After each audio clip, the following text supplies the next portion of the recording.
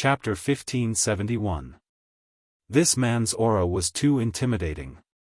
She was even more nervous than when the provincial education department came to inspect the school. He was clearly so young, but the aura on his body was like he was looking down on all living things. His entire body was exuding the aura of a superior. Even Lin Feng's mother, who had been arrogant from the moment she entered the room, could not help but restrain her attitude and twitch the corner of her lips. In the crowd, the man's presence was too eye-catching. Everyone was intimidated.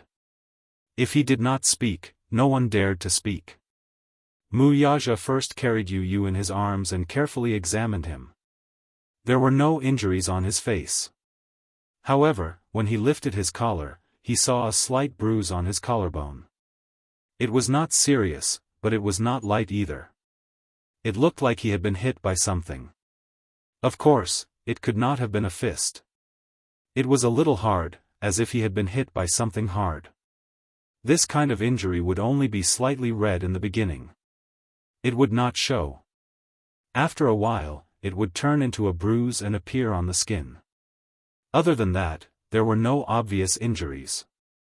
Compared to Yu Yu, the other child's injury was obviously more serious. When he was carried in his arms, he looked at Yu Yu with eyes full of grievance and hatred. It was obvious that these two children had been through an unfriendly war. However, in this war, Yu Yu was obviously the one who had the upper hand. In the past, he had a weak body and would have been at a disadvantage if he fought with other children. However, during this period of time, he had learned some defensive skills from Xiao Yichen. To Xiao Yichen, what he had taught him was just the basics. However, for a child of his age, this kind of skill was incomparably terrifying. Yu Yu was in a daze as he allowed Mu Yaja to examine him carefully. A strange warmth arose from the bottom of his heart. He had not expected this man to suddenly appear in the school. After this incident, the Dean of Academic Affairs had asked him for his parents' number to contact the parents to come to the school. The first thing he had done was give him Li Hanlin's number. However, Li Hanlin had been exposed when he called him. The dean was furious and asked for his number again. Yu Yu thought about it, but did not give Yun Shishir any information. Mommy is on set now. She must be very busy. Moreover, she was a public figure now. She could not appear in such an occasion. Where's Daddy? He must be very busy, right? Would he come? Knowing that he was in trouble, would he rush over to help him deal with it? In fact, such a matter could have been handled by Li Hanlin, but for some reason, he handed over Mu Yaja's number. Unexpectedly, he arrived in less than half an hour. He must have rushed to the school as soon as he received the call. Yu Yu's heart warmed and she couldn't help but snuggle into his embrace. For the first time in his life, he felt that he had someone to rely on. He thought to himself, it feels good to have a backer. It was a good feeling to be surprised. After Mu Yaja finished checking, he felt relieved. Yu Yu was not injured, which was the best result. As for what exactly had happened, he was not too concerned. He only knew that he should trust his son. He understood Yu Yu's character. He would not have any conflict with a child of his age. Chapter 1572. In Yu Yu's heart, these children were innocent and immature, so he always gave in to them. However, this did not mean that he would not ask about it. Mu Yaja asked, Yu Yu, what's the matter? Explain it to me. Without waiting for Yu Yu to speak, the woman at the side nagged, what else can it be? You're Yuntianyo's father, right? Your son injured my son. Let's see how you're going to explain this to my family.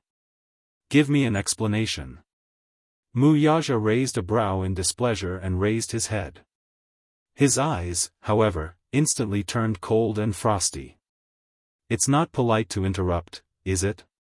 The woman said unhappily, didn't you want to ask what's going on? Let me tell you, then. I'm asking my son, not you. Mu Yaja looked at her expressionlessly.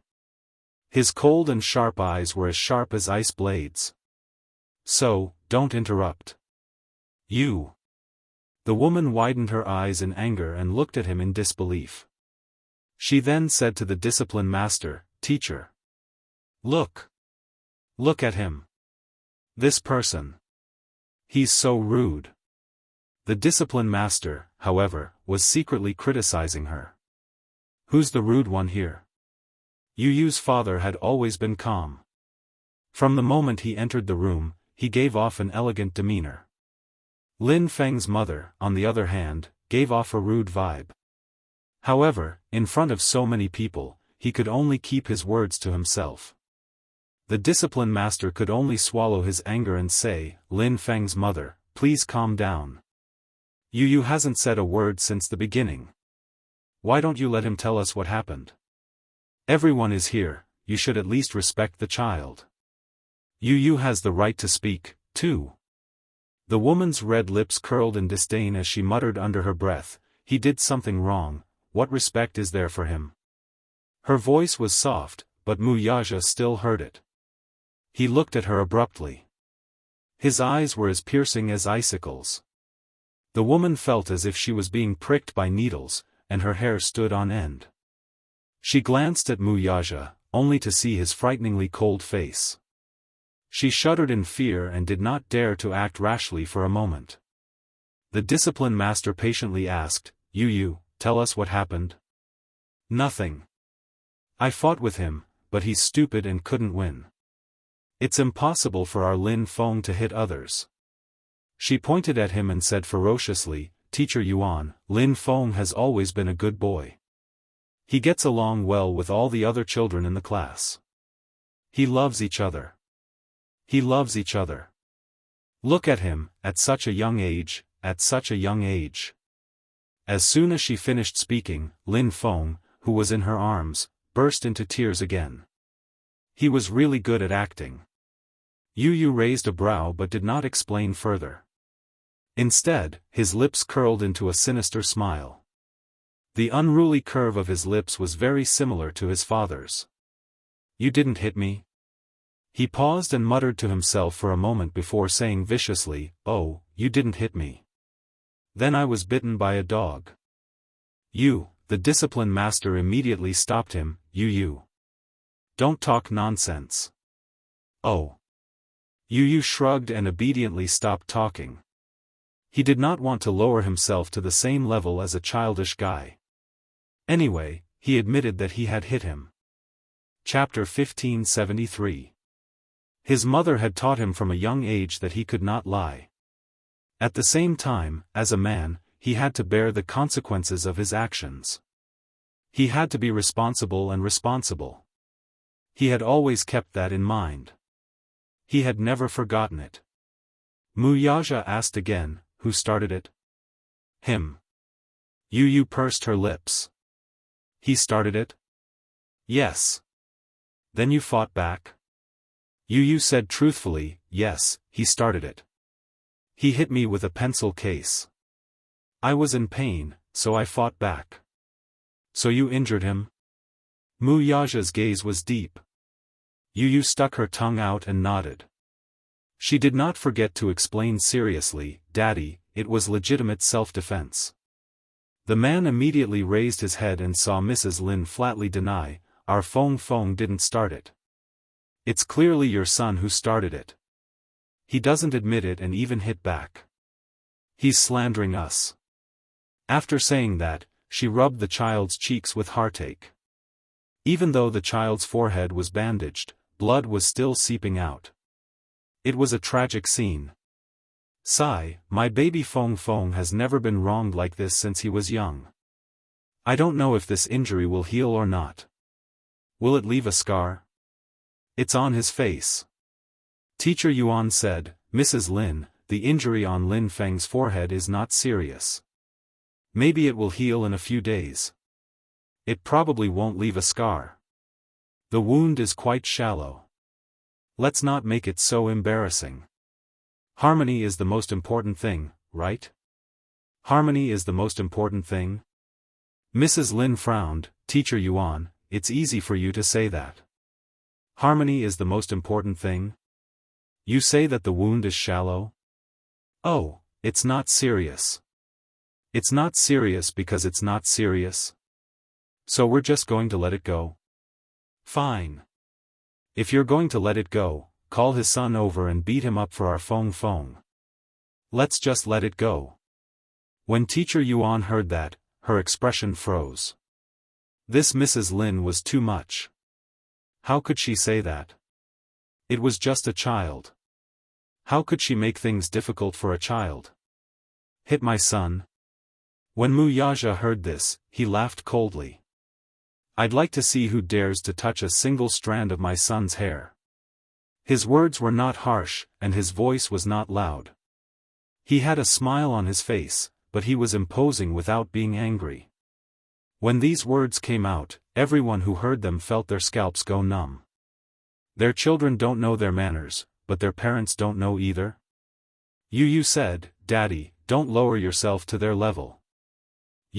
There are so many pairs of eyes in the class who made the first move.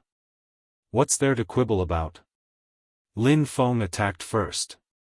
I let him have his way at first, but he became more and more aggressive, so I had to fight back. In the end, he made the first move, but in the end, he still couldn't beat me. How promising. Frightened by his words, the teacher hurriedly stopped him. Yu, don't talk so much. She had always known that Yun Tianyu was a mature child who surpassed his peers. He was responsible, and humorous.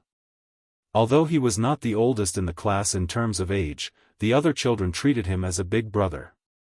Therefore, she had a good impression of him from the bottom of her heart.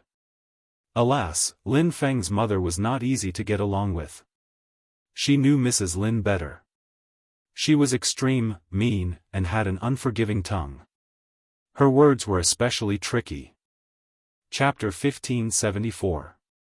It was said that he was a judge in the city's supervision department and had a lot of power. Therefore, Teacher Yuan didn't want Yu to offend such a powerful family. She had a good impression of Yu. Yu didn't buy it. Teacher Yuan, didn't you say that you would handle this fairly? I was just telling the truth. Teacher, do you believe me? Of course she believed him. Teacher Yuan had a complicated expression. She looked at Mrs. Lin and then at Yu. After weighing the pros and cons, she sighed, Yu, I believe you. Yu smiled in satisfaction. This Teacher Yuan was quite upright. He liked it. Lin Feng's mother didn't know what to say. Teacher Yuan said that she believed this bastard. What did that make her? So, after half a day, she had become a clown? Lin Feng's mother gritted her teeth and threatened, Teacher Yuan, you have to be responsible for what you say. You don't have any evidence. How can you make such assertions based on the words of a few children? What you hear may be false, but seeing is believing. Did you see it? Yu asked. Interesting. You didn't see it either. What makes you say that? But you can't beat Feng up like that. Mrs. Lin shouted hysterically. Her voice was so loud that it shook the office. Teacher Yuan was embarrassed. On the one hand, Yu's words were obviously more tenable. Logically speaking, this matter was very simple to resolve. Both sides just needed to communicate and apologize to each other. After all, the conflict between children was just a matter of the past. Maybe tomorrow, it would be over with a smile. However, Lin Feng's mother wasn't easy to talk to. She was even more serious than the children and kept asking for an explanation. What explanation could she ask from a child? Therefore, she said, Mrs. Lin, it's normal for children to fight. It's not a big deal. Lin Feng is injured and so is Yu. I've understood the situation before. Indeed, as Yu said, everyone saw that Lin Feng was the one who started the fight. Still, the boy was in the wrong in this matter. He should not have been so heavy-handed. Lin Feng is also in the wrong, he shouldn't have hit him first. Therefore, both sides should apologize to each other. Let's end the matter here. Impossible. Mrs. Lin reprimanded, "It's not over. Teacher Yuan, you're obviously biased toward Yun Tianyu. I don't care. Anyway, you must get Yu Yu's father to give you an explanation for today's matter. Otherwise, when my husband comes to school later, don't blame the scene for being too ugly." These words were clearly a threat. He was clearly threatening Teacher Yuan. Mrs. Lin actually didn't care who was right or wrong. Her child had been injured and wronged, and that was something the heavens couldn't tolerate. Furthermore, she had previously caused such a ruckus in the teaching office. Under so many pairs of eyes, how could she admit defeat? There was no way out of this matter. It was impossible for her to apologize. Hence, she said those harsh words. Teacher Yuan helplessly glanced at another teacher. That teacher understood tacitly and immediately stood up. He took Lin Feng's mother and the other family members to another office and comforted them. After the door was closed, only a few teachers were left in the spacious office. Chapter 1575. Yu Yu sat calmly in Mu Yaja's arms. Mu Yaja, on the other hand, was expressionless as he watched the drama unfold. Teacher Yuan sat beside Mu Yaja and poured him a cup of tea. Then, she started to prepare him mentally. "Yu Yu's father, is this your first time coming to school? Why didn't I see you when school started? I didn't see Yu Yu's mother either. We were busy and neglected you. I'm sorry." Mu Yaja narrowed his eyes and glossed over it with a few words. Teacher Yuan's heart skipped a beat. This man's voice was so pleasant to the ears. If not for the fact that he was taken, she would have fallen in love with him. Yu Yu looked up and saw a flash of admiration and shyness in Teacher Yuan's eyes. She could not help but twitch her lips.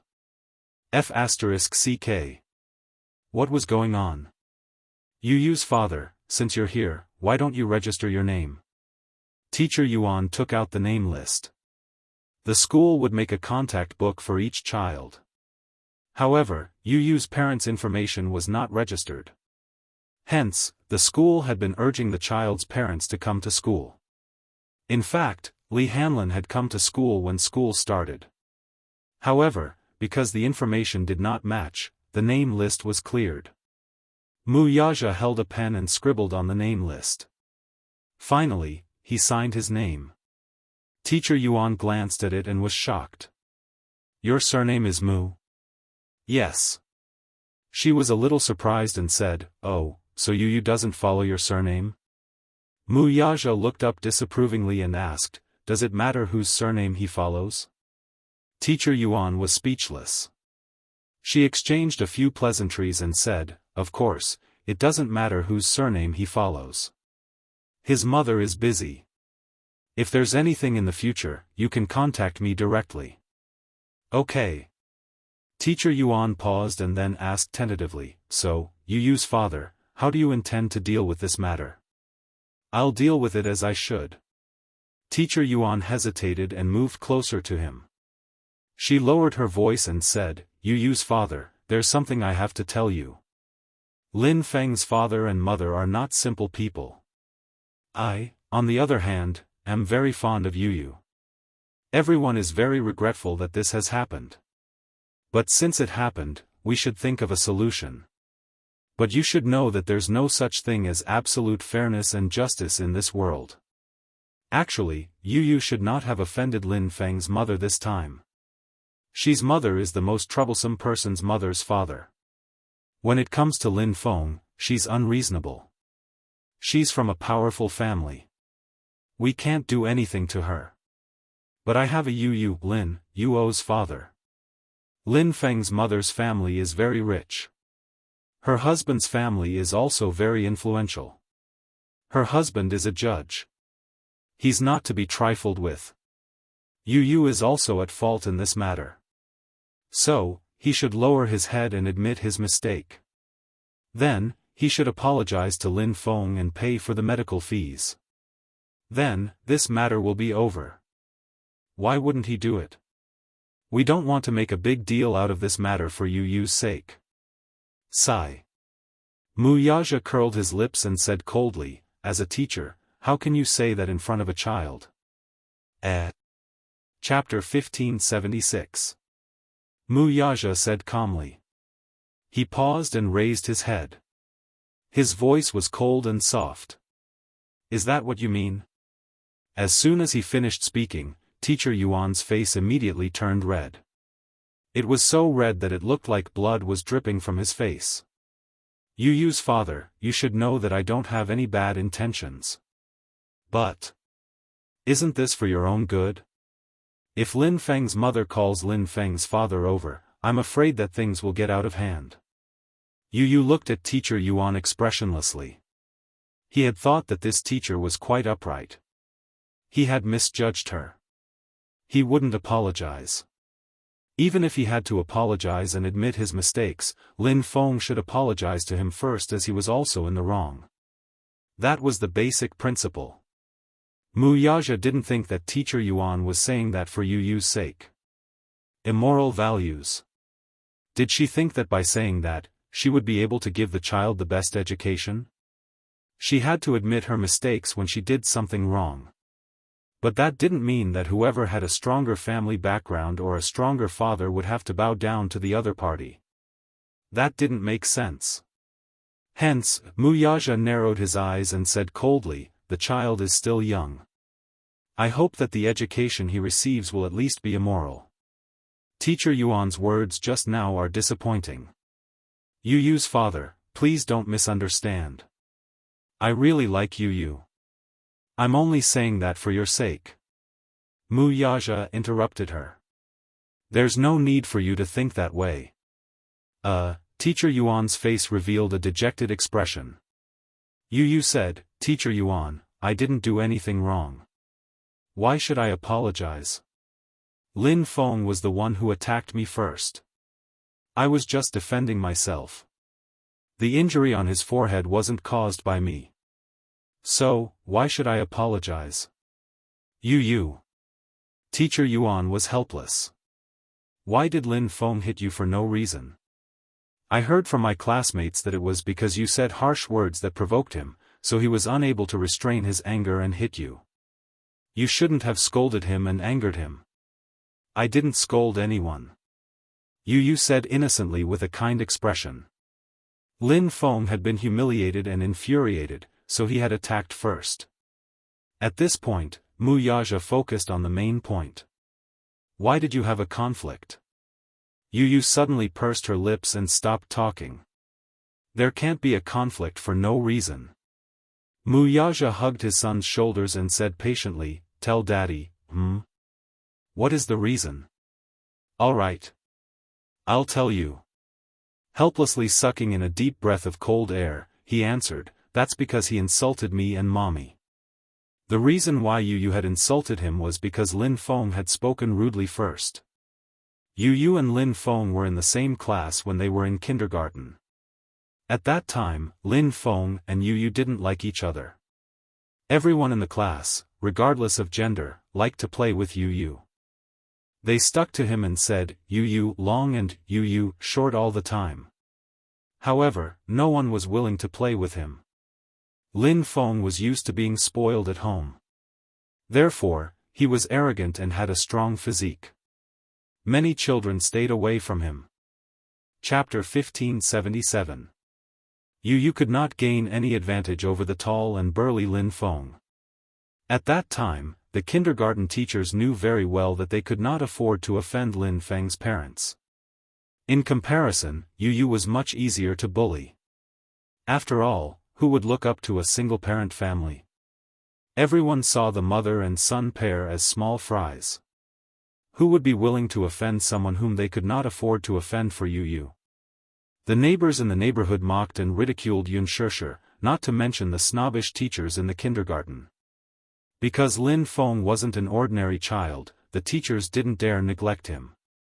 Regarding this matter, they dealt with it as if it was a small matter, and a small matter was nothing.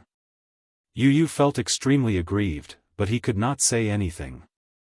After he got injured, he did not dare to say anything to Unspoken. Even when he took a bath and treated his wound, he did it secretly. Firstly, he was worried that his mother would be sad if she saw it. Secondly, he was afraid that his mother would find him in school. Lin Feng's family background was special. At that time, their family background was average and could not be compared to his. It was also from then on that Yu made up his mind to become stronger and let his mother live a happy life in this world where the strong preyed on the weak. That was what he thought, and he did it. Now, not to mention his father, even with his own strength, he did not need to be wary of Lin Feng's family background. Teacher Yuan, on the other hand, had good intentions. She was afraid that Lin Feng's parents would not let this matter go and continue to pester them. She tried every possible way to turn this matter into a small matter, which would make it easier for her. In the end, it was Mu Yaja who gave her the cold shoulder. Feeling aggrieved, she pursed her lips with an ugly expression. How did he insult you and mommy? Mu Yaja pressed on. Yun Tianyu pondered for a moment before telling her everything.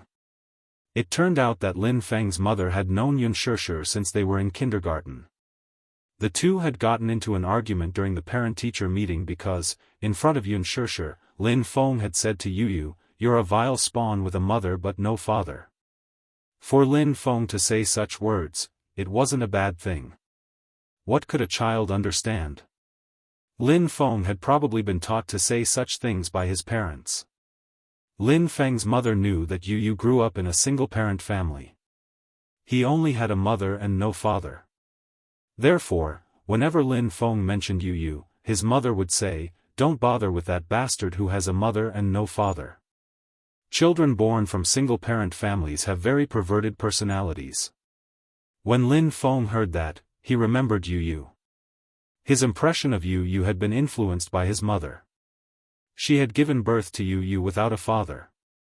Yu immediately scolded, "Humph. She's better than that old hag of yours." She had said that in front of Lin Feng's mother. She had said it on purpose. When Lin Feng's mother heard that, she slapped Yu on the spot. When Yun Shishir saw that, how could she bear to see her precious baby being wronged? She immediately slapped Lin Feng's mother in return. The two quarreled in front of so many parents until their faces turned red. This was the first time Yun Shishir had lost control like this. She was so agitated that her whole body trembled. In the end, the principal rushed over and stopped this farce. However, this feud was formed just like that. Chapter 1578.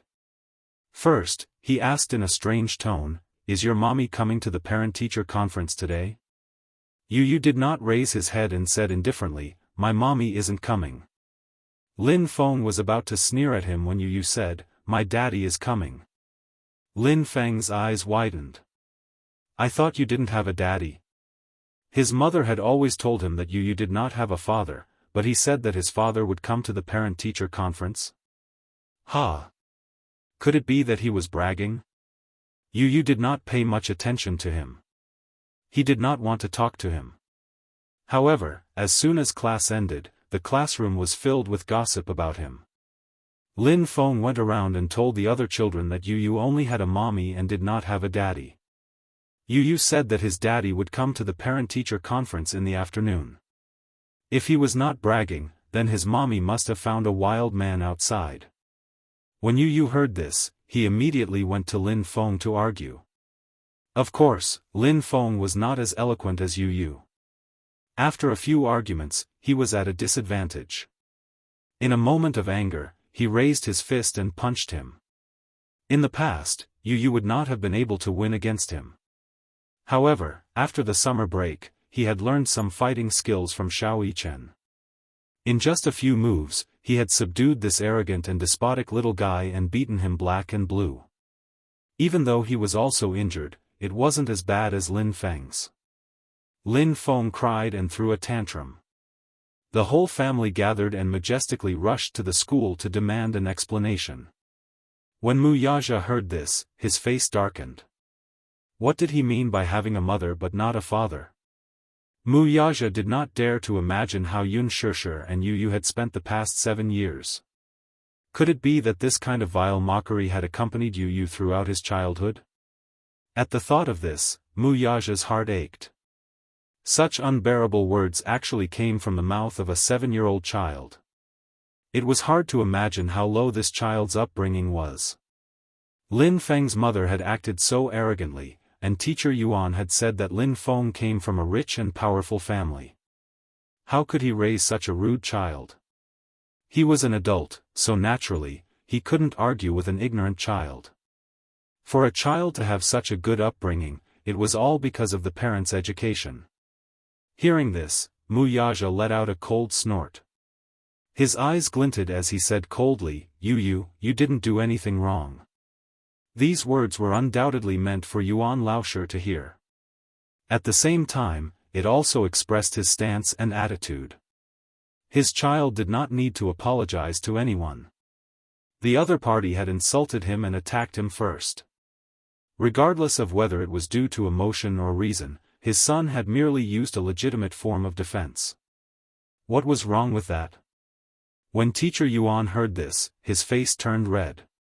He wanted to say something but stopped himself. He didn't know what to say. Chapter 1579. Pausing for a moment, teacher Yuan explained sincerely, everyone says that a school is a place to educate and educate. In the process of education, as a teacher, we do need to take up the responsibility of educating our children. But this responsibility is a responsibility, and as a parent, we have to shoulder it. In school, the 4 seasons of the year, 2 semesters, 7 hours a day. The rest of the time, we spend with our parents. In terms of education, parents also have an undeniable responsibility. But as you know, which child these days isn't precious? If the teachers are strict with their education, those parents who dote on their children will trample over the school's threshold. Especially Lin Feng's parents, they are especially tricky and cannot be provoked. I don't know how to educate them. I can only do my part. But in this aspect, I especially like Yu. Yu is young, but he is very mature and sensible. In class, he is obedient and respectful to his teachers. I especially like him. So, as a teacher, I can only hope that you don't let your child suffer too much in this aspect. More importantly, I don't want you to offend the Lin family. Maybe you will say that I am snobbish, but this is the cruel reality of society. I really have no choice. I am doing this for Yu's sake. This long speech sounded sincere, but Muyaja felt that it was too laughable and pompous. This kind of reason was not valid at all. Yu's face was also cold. From the beginning to the end, he remained silent and did not say a word. As he watched teacher Yuan patiently persuade him, he felt that it was ridiculous. Did you know why he worked so hard? He worked so hard to live a life far away from these idiots. Yu pursed his lips and said unhappily, Teacher Yuan, I don't like what you are saying. What do you mean by can't afford to offend them? Yu. Why are you disobedient? Teacher Yuan was so angry that she was about to cry. She helplessly glared at him. She sighed, turned her head and said to Muyaja, Yu and Lin Feng don't see eye to eye. Wait until we resolve this peacefully. I'll see if we can separate Yu and Lin Feng. Then, we'll be in different classes. Anyway, I think that Yu is a very likable child. No matter which class he is in, the children are all willing to play with him. But this Lin Feng is an accident. Class allocation? The corners of Muyaja's lips curled up coldly. I don't think there's a need to divide classes. After today's incident, he would transfer Yu to the same school as Xiaoyichen. Yu went to this primary school because of the school district. Because of Yu's household registration, he went to this primary school. He didn't expect that the teachers in this school were so bad. Coincidentally, he was transferred to the same primary school as Xiaoyichen. The 2 brothers could be companions and take care of each other. Compared to Yu, Xiaoyichen was like the king of the mountain in school. Perhaps it was because he was handsome, so all the girls liked him. Perhaps it was also because he had a strong physique, so all the boys in the school admired him and were willing to be his fans. Xiao Yichen's school was funded by an education corporation that was working with Mu Group. Mu Group had also invested a large sum of money in the education of the teachers. The standards of the education were outstanding. In addition, with Xiao Yichen taking care of him, you didn't have to worry about being bullied. Chapter 1580. Teacher Yuan looked surprised. She couldn't hold it in any longer and said bluntly, Yu's father, I'll be honest with you.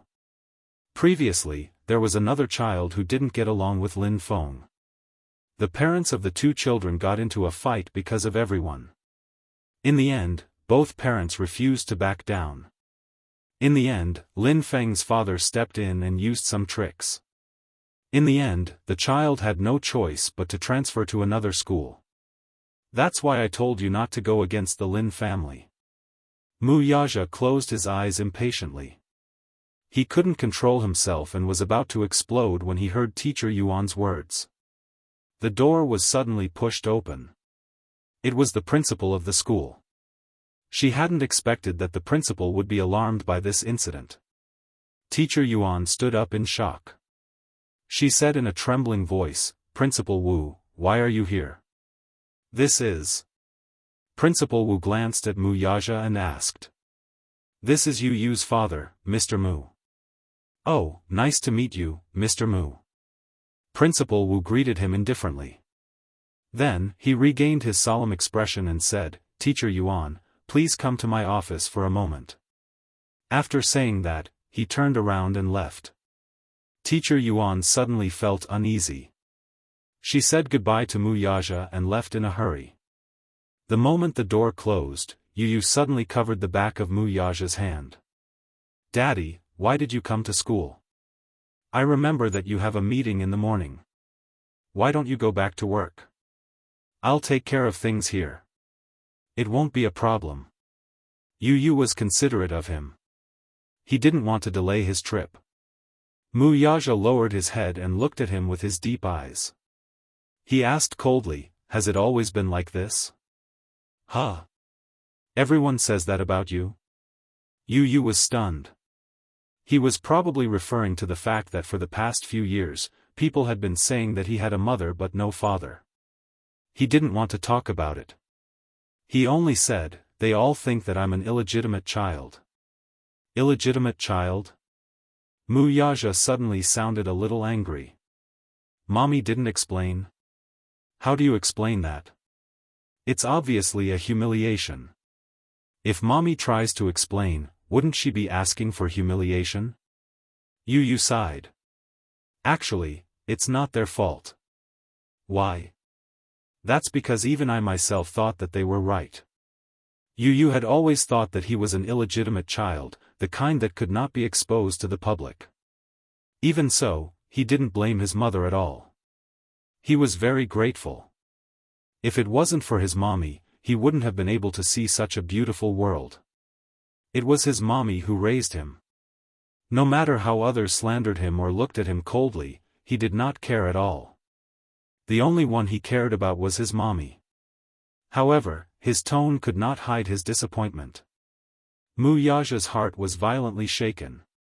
He immediately blurted out, "You're not." Mu Yaja gently caressed his little face. You're not an illegitimate child.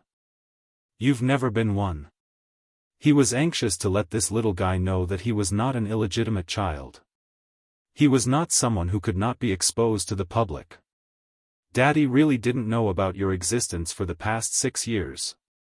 When Mu Yaja thought about how Yu had talked about those humiliating things in such a calm tone, he felt as if his heart had been pierced by a sharp sword. Yes, his heart ached. His heart ached for Yun Shishir. Chapter 1581. The guilt in his heart made him feel a little unbearable. He suddenly felt that he could never make up for the past 7 years of emptiness. Yu was only 7 years old. He should have had a beautiful and carefree childhood, but because of the lack of fatherly love, he had suffered so much. He didn't dare to imagine how painful it must be for a child to face such mockery and ridicule. Wuxia gently caressed Yu Yu's rosy cheeks, his slender fingers brushing against his delicate skin. Then, he said in a low voice, "I'm sorry that Daddy has made you suffer for so many years. It's all Daddy's fault." Yu Yu was stunned. He had never thought that Wuxia, who was usually not good with words, would say such warm words to him. In his heart, Wuxia had always been a cold and dignified figure. It seemed that he would never say such touching words. However, Yu Yu was really touched by Wuxia's heartfelt words. He could tell that every word that Wuxia said was from the bottom of his heart. So much so that he forgot to react for a moment. He just stared at him in a daze, as if he couldn't believe it. The pain in Wuxia's eyes couldn't be faked. Yu Yu saw it all. Daddy's heart was aching for him. This kind of feeling was really very warm. The position of the heart suddenly became warm and comfortable. He didn't know whether to be happy or worried. He was happy that Daddy cared for him. This feeling made him feel very warm. Very good. What made him worried was the dejected look on the man's face, which stung him a little. His heart ached. Wuxia didn't know what was going on in his little head. His handsome eyes curved slightly as he gently kissed his forehead. "Listen, in the future, with Daddy around, no one can bully you." Yu Yu, on the other hand, smiled when he heard that. An unconcealable smile appeared on his adorable little face. Wuxia was stunned. "What are you smiling about?" Yu Yu stopped smiling and raised his head to look at him. Pursing his lips, he opened up his heart to him, which was a rare sight to see. "Daddy, do you know?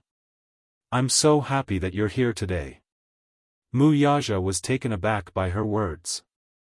Yu Yu leaned slightly into his embrace and lay on his chest. At an angle that Wuxia couldn't see, the tenderness in his eyes seemed to overflow. He took the initiative to throw himself into the man's arms, but the latter's body inadvertently stiffened a little. Yu Yu actually hugged him. In the past. In his heart, he was actually a little excited. His son had hugged him. This was probably the highest reward. Yu Yu.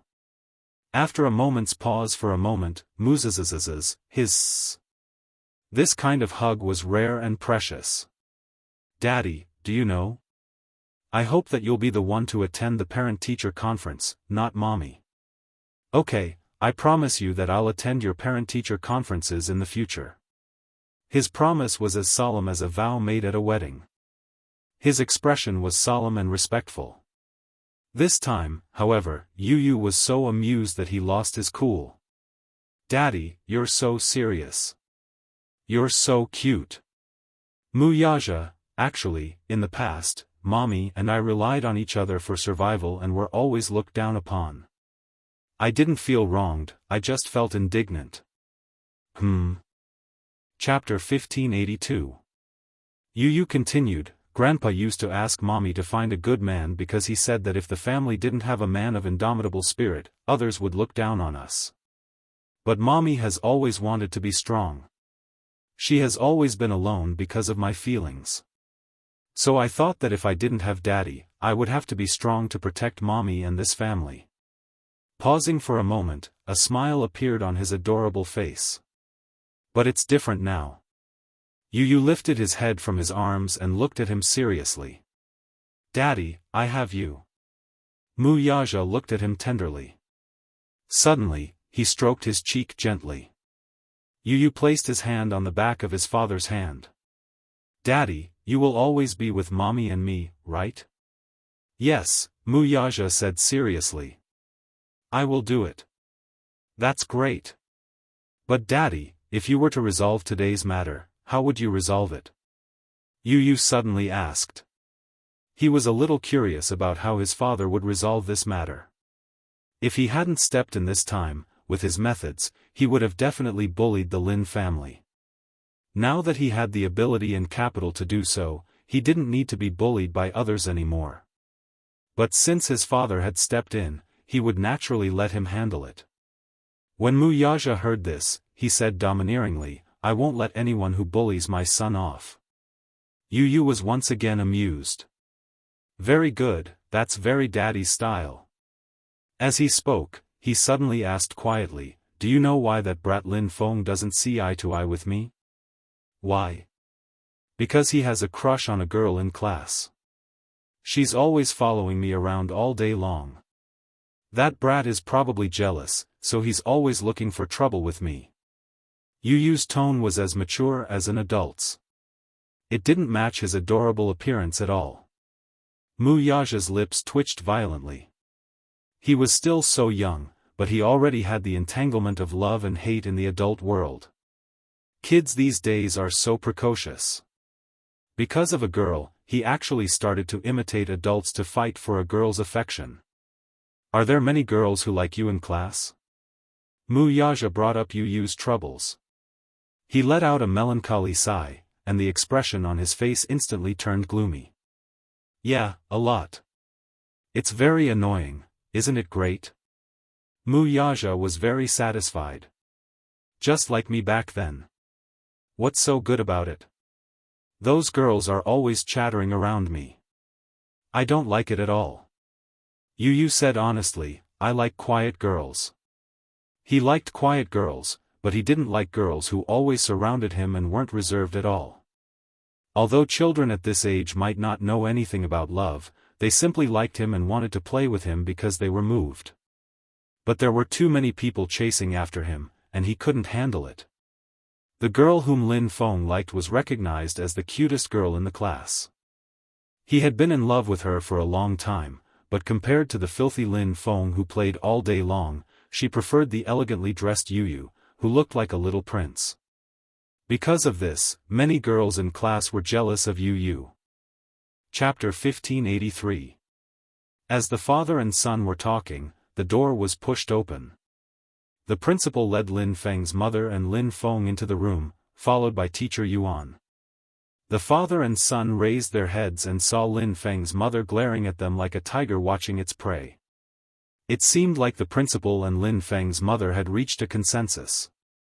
They were on the same side. As soon as they entered the room, Lin Feng's mother's expression was even more domineering than before. There was a provocative look in her eyes. As soon as she sat down, she announced arrogantly, I've already called my husband. He'll be here soon. She looked as if she was waiting for her husband to come and do something to them. In other words, she was telling him to wait. Mu Yaja remained expressionless while Yu Yu looked disgusted. This was a classic example of using power to oppress others. The principal exchanged a few pleasantries and comforted them. Then, he said to Mu Yaja, Mr. Mu Yaja, is it convenient for me to say a few words? He had talked to Lin Feng's mother before. Lin Feng's mother had said that they couldn't let this matter go. They had to give her an explanation. She had to regain her dignity. The principal agreed and promised that he would ask Yu Yu's parents to give her child an explanation and apologize. Therefore, he wanted to take advantage of Lin Feng's mother's situation. He wanted to help Lin Feng's mother regain her dignity. Mu Yaja said coldly, it's not convenient. The principal was stunned. What do you mean? Mu Yaja said coldly, didn't you ask if it's convenient for me to say a few words? I said, it's not convenient. His arrogant reply left the principal dumbstruck. Naturally, he did not know Mu Yaja. He was just the principal of the school. With his status, he had never even seen Mu Yaja, let alone get close to him. When he saw that Mu Yaja was young, he thought that he was a youngster. Therefore, he wanted to use his status as an elder to oppress him. He did not expect to be humiliated at the beginning. The principal said, Mr. Mu, you're being unreasonable. Mu Yaja smiled coldly. Reason is for people to listen to. The principal and Lin Feng's mother didn't know what to say. When Yu Yu heard this, he could not stop laughing. He finally understood who he had inherited his poisonous tongue from. It turned out that he had inherited it from his dear daddy. Who would have thought that his father's venomous tongue would be so frightening? Lin Feng's mother said impolitely, I advise you to keep your mouth clean. Don't make the situation too ugly when my husband comes and embarrass you. The moment she opened her mouth, it was a threat. Her bearing was overbearing. Her attitude was high and mighty. Yu laughed. He raised his head and snickered. Daddy, this auntie actually said that she's going to embarrass you. That's amazing. Although he was snickering, he did not hide the mockery on his face. His voice was not soft either. Therefore, everyone present could hear his mocking laughter loud and clear. Lin Feng's mother was completely enraged. After living for so long, she had actually been mocked by a 7-year-old child. She was flustered and exasperated as she shouted at Wuxia, "Hey! Look at your son. Aren't you going to discipline him? Look at how young he is, what kind of nonsense is he spouting?" Chapter 1584. I don't know how you educate your child. Not only is he like those delinquents in society, fighting and causing trouble, but he's also rude to his elders. He doesn't know how to be polite at all. It's the father's fault for not teaching him well. I really don't know how you teach your child. Her rude words made Teacher Yuan frown. However, she remained silent and did not interrupt. She did not want to get into trouble again. Yu suddenly snorted and asked, "Auntie, have you studied before?" "What do you mean?" Yu said coldly, "I just want to ask, do you know what the idiom, 'frog in a well,' means?" Lin Feng's mother was furious. Yu smiled, "Look at your expression. You don't know what this idiom means, right? Sigh, you're so uncultured." She turned to Wuxia, "Why don't you teach him a lesson?" Wuxia acted as if he did not hear her. He lowered his head and pinched Yu's cheek. "Good son, don't tell the truth." Pfft, Yu was amused. However, he looked disgusted. "Daddy, the teacher has always taught us that good children don't lie." He paused and continued, "Auntie, it was your good son who started it. As the saying goes, don't do to others what you don't want done to you. You're accusing me of violence and fighting, but why don't you think about it? It was clearly your good son who started it. Even if it was school violence, it wasn't caused by me. The law calls it self-defense. Do you understand? I heard that Lin Feng's father is a judge. Since you're from a legal background, are you ignorant of the law? You keep saying that you want my daddy to give you an explanation. Before that, shouldn't you also give me an explanation? Why did you raise such a narrow-minded son who uses vulgar words all the time? You weren't there at the time. How can you judge the right and wrong based on your words alone? It's not up to you to decide whether I discipline him well or not, right? Before you say such things, you should look at your own status. Don't make a fool of yourself. You're really, really disgraceful." Lin Feng's mother was furious. She thought to herself, this father and son are really refusing a toast only to be forced to drink a forfeit. I've said all the good things I want to say. Don't refuse a toast only to be forced to drink a forfeit. The son is so arrogant, and the father is also so arrogant. Aren't you afraid of suffering in this society? As she scolded the man, she nagged like a shrew on the streets. I'll give you one more chance. Are you apologizing or not? Huh. But there's no use your apology now. I want you to bring the child to my house and apologize in person. Otherwise, I won't acknowledge this debt. Oh. Wuxia sneered, his lips curling into a cold, impatient smile. Madam Lin, are you threatening me? Chapter 1585. She was starting to get excited. Therefore, some unpleasant words came out of her mouth. As the saying goes, nothing can be accomplished without rules. Mr. Mu, you should have heard of this saying before. If you do something wrong, as a parent, shouldn't you apologize? Let's put aside the fact that your son injured my baby. Shouldn't you teach your son a lesson for saying such outrageous things? Auntie, you should know that when a child does something wrong, he should be taught a lesson. Why don't you teach your child well? As for me, you don't have to worry about me. Lin Feng's mother was trembling with anger after hearing Yu Yu's words. She suddenly stood up and walked out of the door. She picked up her phone and made a call. As they were separated by a door, no one knew who she was calling. However, they could vaguely hear her angry voice. Where are you? Husband, come here quickly. Let's teach this father and son who don't know the immensity of heaven and earth a lesson. Mu Yaja's hearing was amazing, so he caught her words. His lips curled up coldly, but it was a smile. When Lin Feng's mother returned to the office, she was even more arrogant than before. She looked as if she was looking down on everyone. Her eyes were full of contempt and mockery. I don't want to reason with you. My husband will be here soon. If you have anything to say it to him directly. He. Don't blame me for not reminding you. My husband is a judge in the city hall. You'd better be respectful, or else. He. This was clearly a threat. After saying that, Lin Feng was about to sit down proudly. Yu mocked him. Typical nouveau riche temperament. It was said that Lin Feng's mother was called Wang Guimiao. Her family was nouveau riche. Her family used to live in a village in the city. Her ancestors had left a few acres of land for the younger generation to build houses. When the land was demolished, they received tens of millions of yuan as compensation. They used it to start a business. It was said that when Lin Feng's father fell in love with Wang Guimiao, he was still a poor university student.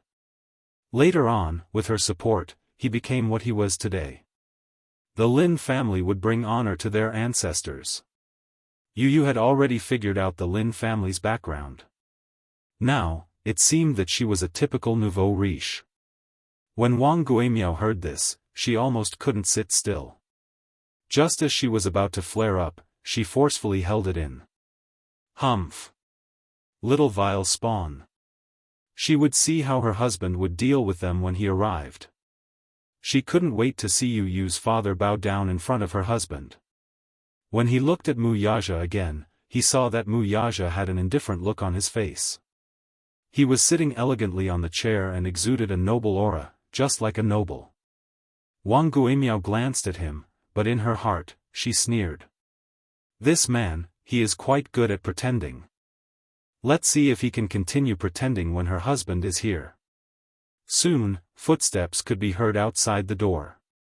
A middle-aged man in a coat knocked on the door and walked in. The man was Lin Feng's father, Lin Ongua. Chapter 1586. One was standing, while the other was sitting. Even though he had the advantage of height, Lin Ongua could still feel an unusual sense of oppression from him. Noble, elegant, unruly, and insufferably arrogant. Even though he was just sitting there, expressionless and cold, when the man casually raised his eyes and shot his gaze over, there was a kind of imposing aura that pressured him without being angry. Lin Ongua actually felt an invisible pressure from the young and shockingly handsome man's eyes. He secretly avoided Mu Yaja's scrutiny and turned his gaze to the side, but there was some anger between his eyebrows. This man's gaze was too intimidating. However, he was a little suspicious. This man looked very familiar, as if he had seen him somewhere before. However, his impression of him was not too deep. This time, he had taken some time off from his busy case, so his mind was still a little muddled. Seeing that it was him, the principal immediately stood up. His expression changed. His face was flushed, but his eyes were full of flattery and pandering. Even though it was restrained, it still gave people an indescribable feeling of discomfort. Judge Lin. You're here. There was no trace of the bureaucratic tone that he had in front of Mu Yaja. One level higher than the other, one level higher than the other. This was very true.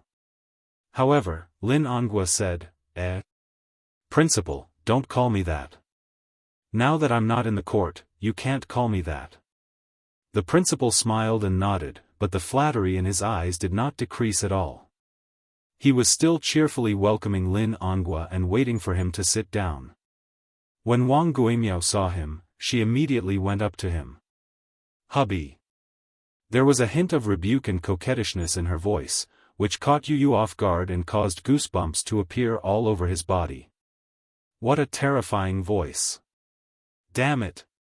However, Lin Onghua's face still maintained a trace of restraint. After all, he was the chief judge of the Hall of Political Affairs. He was born with a proud background and had been doing things in the court for many years. As a result, his style of speech was full of strong bureaucratic tone. He was rigid and dignified. He cleared his throat and said in a deep voice, "What is it?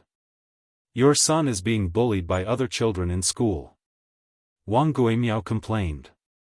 "Lin Feng, come here," said Lin Onghua. Lin Feng obediently walked over. "What happened? Dad?" Lin Feng lowered his head. As soon as he said that, tears started rolling down his cheeks. "You're a man, don't cry." Lin Onghua pretended to reprimand him, then asked with concern, "Tell me, what's the matter?" He hit me." "Yun Tianyu hit me." Lin Feng pointed at Yu as his aggrieved tears rolled down his cheeks even more violently. When Lin Onghua heard this, he immediately pulled him in front of him and carefully examined him. He originally thought that it was only his head that was disfigured, but he did not expect that his body was full of scars. It was beyond his expectations. When Lin Onghua saw the bruises on Lin Feng's body, he was furious. He raised his head and looked at Mu Yaja. "Are you Yun Tianyo's father?" Mu Yaja, however, nodded nonchalantly. "Yes. Hubby, let me tell you, not only is Yun Tianyo's father arrogant, but his words are also very harsh." Wang Guimiao exaggerated the story and then crossed her arms in front of her chest and gave an ultimatum. "Anyway, you can deal with this matter as you see fit." Chapter 1587. Lin Onghua asked again, "Did he hit you first? Or did you hit him first?" "Of course, it was that uneducated guy who hit him first. Our Feng Feng has always been a good boy. He never causes trouble. In the end, our Feng Feng was framed and accused of being the one who attacked first. How is that possible? Feng Feng has always been protective of his classmates." Lin Onghua nodded. "I understand." Wang Guimiao was secretly pleased. Her husband was amazing. He had just arrived, and the situation was completely under his control. Look at how Yu's father was so scared that he didn't say a word. He must have been scared out of his wits. Seeing that the situation had changed, she immediately put pressure on the principal. "Principal, you have to deal with this matter fairly. Yu's father, you have to give us an explanation today. First, you have to apologize to our child. Then, you have to take our child to the hospital for a full-body checkup and apologize. This is a must. Then, you have to pay for the medical fees, nutrition fees, and compensation for our Feng Feng's psychological damage. You have to be clear about all these. If you have a proper attitude, we won't pursue this matter further." Lin Onghua walked to Mu Yaja and sneered. "Sir, tell me your name first." Mu Yaja looked up and said slowly, "Mu Yaja." His voice was clear and cold. He had the elegance of a noble. However, the moment his voice fell, Lin Onghua was fiercely stunned. Mu Yaja? This name was too familiar. These 3 words were like a towering mountain. They resounded like thunder in his ears. How could he not have heard of it before? Could it be the same name? It couldn't be the real Mu Corporation, right? Lin Onghua wanted to get lucky and said, "Your name is so familiar. It's exactly the same as the name of the crown prince of the Mu family." "Ah!" Mu Yaja sneered. "There's no one else with this name in the capital." Lin Onghua was stunned again. There was a hint of panic on his face. He stared at him blankly without blinking. He didn't dare to make any wild guesses. After a long while, he spoke in a provocative manner, but changed the way he addressed him. You are, what? Lin Onghua looked a little uneasy. Are you the Chairman Mu of the Mu Corporation? Mu Yaja was a little impatient. You asked for my name, and I'll tell you. If you have anything to say, just say it. Don't waste my time. My time is more precious than yours. As soon as he finished speaking, Lin Ongwa's eyes widened and he staggered back a step. His eyebrows collapsed helplessly. This man's attitude was very clear. It looked like this time, his blind wife had offended a big shot that she shouldn't have offended. The person in front of him was probably the mysterious and noble crown prince of the Mu Corporation. At first, Lin Onghua had noticed him when he first entered the door. He only felt that this man had an arrogant aura, and he had the noble aura of a high-ranking official, as if he was a member of a powerful family. However, at this moment, he did not realize where he had seen this handsome face before. Chapter 1588. The Mu family's existence in the capital was enough to shake the entire financial market. As the number one aristocratic family in the capital, the Mu family's inexhaustible wealth aside, the Mu family's inextricable connections between the black and white was enough to make him weak in the knees. He could offend anyone, but the Mu's offending them was akin to cutting off his own path of retreat. Lin Onghua wanted to cry but had no tears. He stood in front of Mu Yaja with a proper posture, but his face was no longer as haughty as before. Instead, his expression was filled with complicated conjecture. Faced with this suffocating atmosphere, for a moment, he did not know how to resolve it, even though he had been in the bureaucracy for a long time. When Wang Guimiao saw this strange scene, she was stunned. Then, she walked forward with her arms crossed. She didn't know what had happened, but when she saw Lin Ongwa's dazed appearance, she felt strange. Hubby, what's wrong with you? She was even more confused when she saw his pale face. She could not help but push him. What's wrong? Yu chuckled. He's scared silly. Wang Guimiao was infuriated when she heard that. Things were different now. With Lin Onghua around, she was confident that she had someone to rely on. Hence, she spoke without thinking. Little b *st*rd, shut up. You don't have the right to speak here. Hearing this, Mu Yaja's eyes shot up and swept over him with a sharp gaze. Lin Onghua watched with trepidation. Wang Guimiao's words scared him so much that he almost suffocated. How could he have expected that his wife would be so ignorant as to not know how to size up the situation? She opened her mouth and spoke rudely. He immediately became furious and scolded, "Shut up. Don't be unreasonable." It was important to know one's place, but his wife did not know it at all. Thinking that he was teaching Yun Tianyu a lesson for her, she echoed, "That's right. Shut up." Yu suddenly felt like laughing as he looked at his wife as if she were a pitiful worm.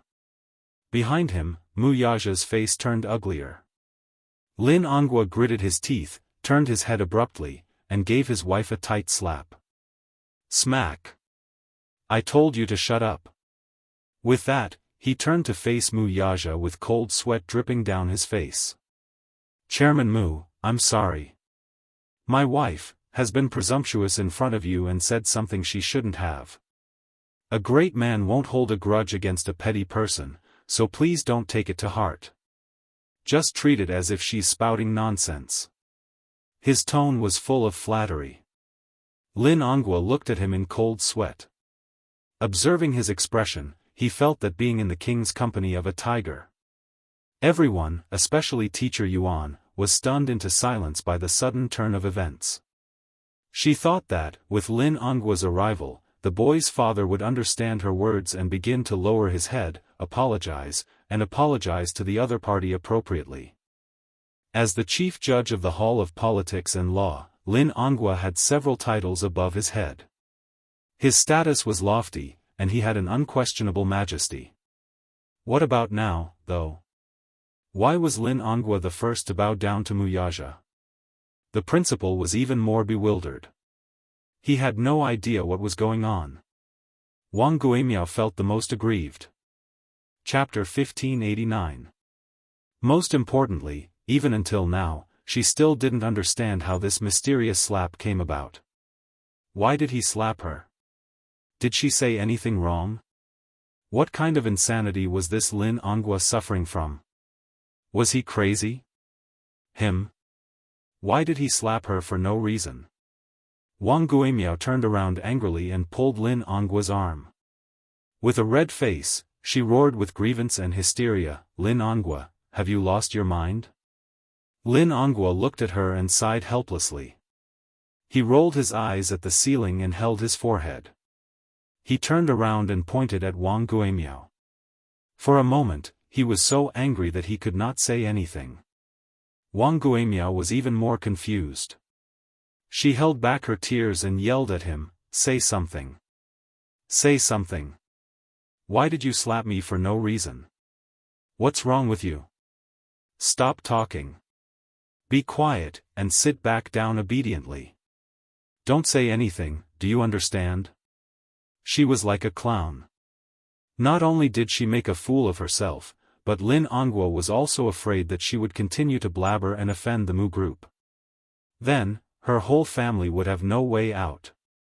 It was not easy for him to get to where he was today. He did not want his bright future to be ruined because of such a small matter. His worry was not unfounded. There were people from the Mu family in the city hall. Although Lin Onghua was a judge and had a good reputation, this man's words could make all his hard work go down the drain. However, he really did not know what to do now that the situation had developed to this stage. He could only hope that his wife, who had always been restless, would not add fuel to the fire. He did not want things to get out of hand when the time came. However, Wang Guimiao did not understand his good intentions. Instead, she questioned him sternly, "Wang Guimiao, I want to ask you, what's wrong with you?" "You," Lin Onghua looked at her in disbelief. He was so impulsive that he wanted to strangle her to death. Why was she so ignorant? Was she trying to get him killed? She was a burden. He looked at her. She could not do anything right, but she was good at ruining things. "You have no right to speak here. Get out of my way. Lin Onghua, don't be too, sit there." Lin Onghua's tone suddenly rose, and his sharp eyes signaled. Wang Guimiao's heart suddenly skipped a beat. She was afraid of him from the bottom of her heart. The look in his eyes and the look on his face showed that he was really angry. No matter how unwilling Wang Guimiao was, she could only sit to the side dejectedly and listen obediently. Although she didn't know what she had done wrong, Wang Guimiao could only sit to the side and listen obediently. Lin Onghua turned around and apologized to Mu Yaja with an incomprehensible reverence.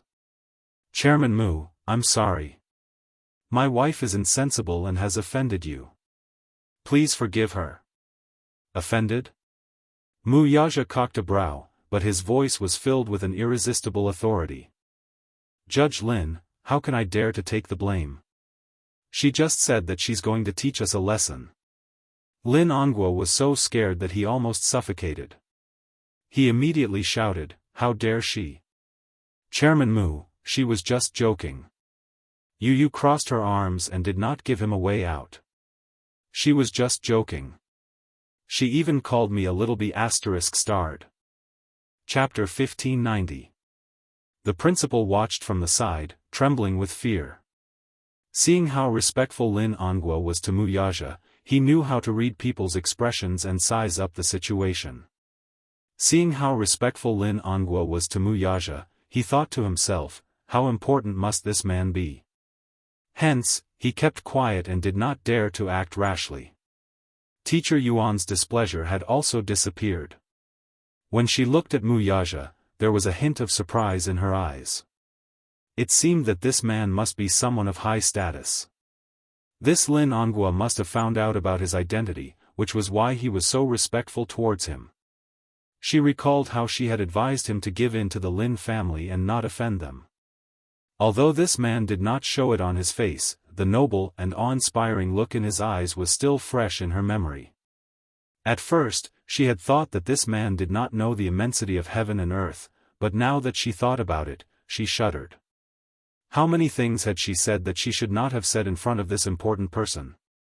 She did not know if he would take it to heart. At this thought, Teacher Yuan trembled with fear, as if a cat's paw was scratching her heart. She desperately wanted to know who this man was. Why don't we do this? Chairman Mu. Lin Onghua thought for a moment. Suddenly, he carefully probed, I'll ask my wife and son to apologize to your son. I only hope that you won't take my wife's outrageous words to heart. Mu Yaja did not speak. He could not be bothered to argue with him. The boy, however, asked with great interest, how are you going to make amends? How? Lin Onghua was stunned. Yu raised her eyebrows and asked with a smile, kneel down? This. However, Lin Onghua hesitated. In the end, Wang Guimiao could not sit still any longer. She stood up abruptly and said furiously, Onghua, are you possessed by a ghost? Do you really want me to kneel down? Are you going to agree to such an unreasonable condition? Wang Guimiao felt that Yu's condition was unreasonable. What was even more unreasonable was that her husband was actually hesitating on whether to agree to it. What was the meaning of this? This was simply unbelievable. Yu asked, is it too much? Isn't that what you said before?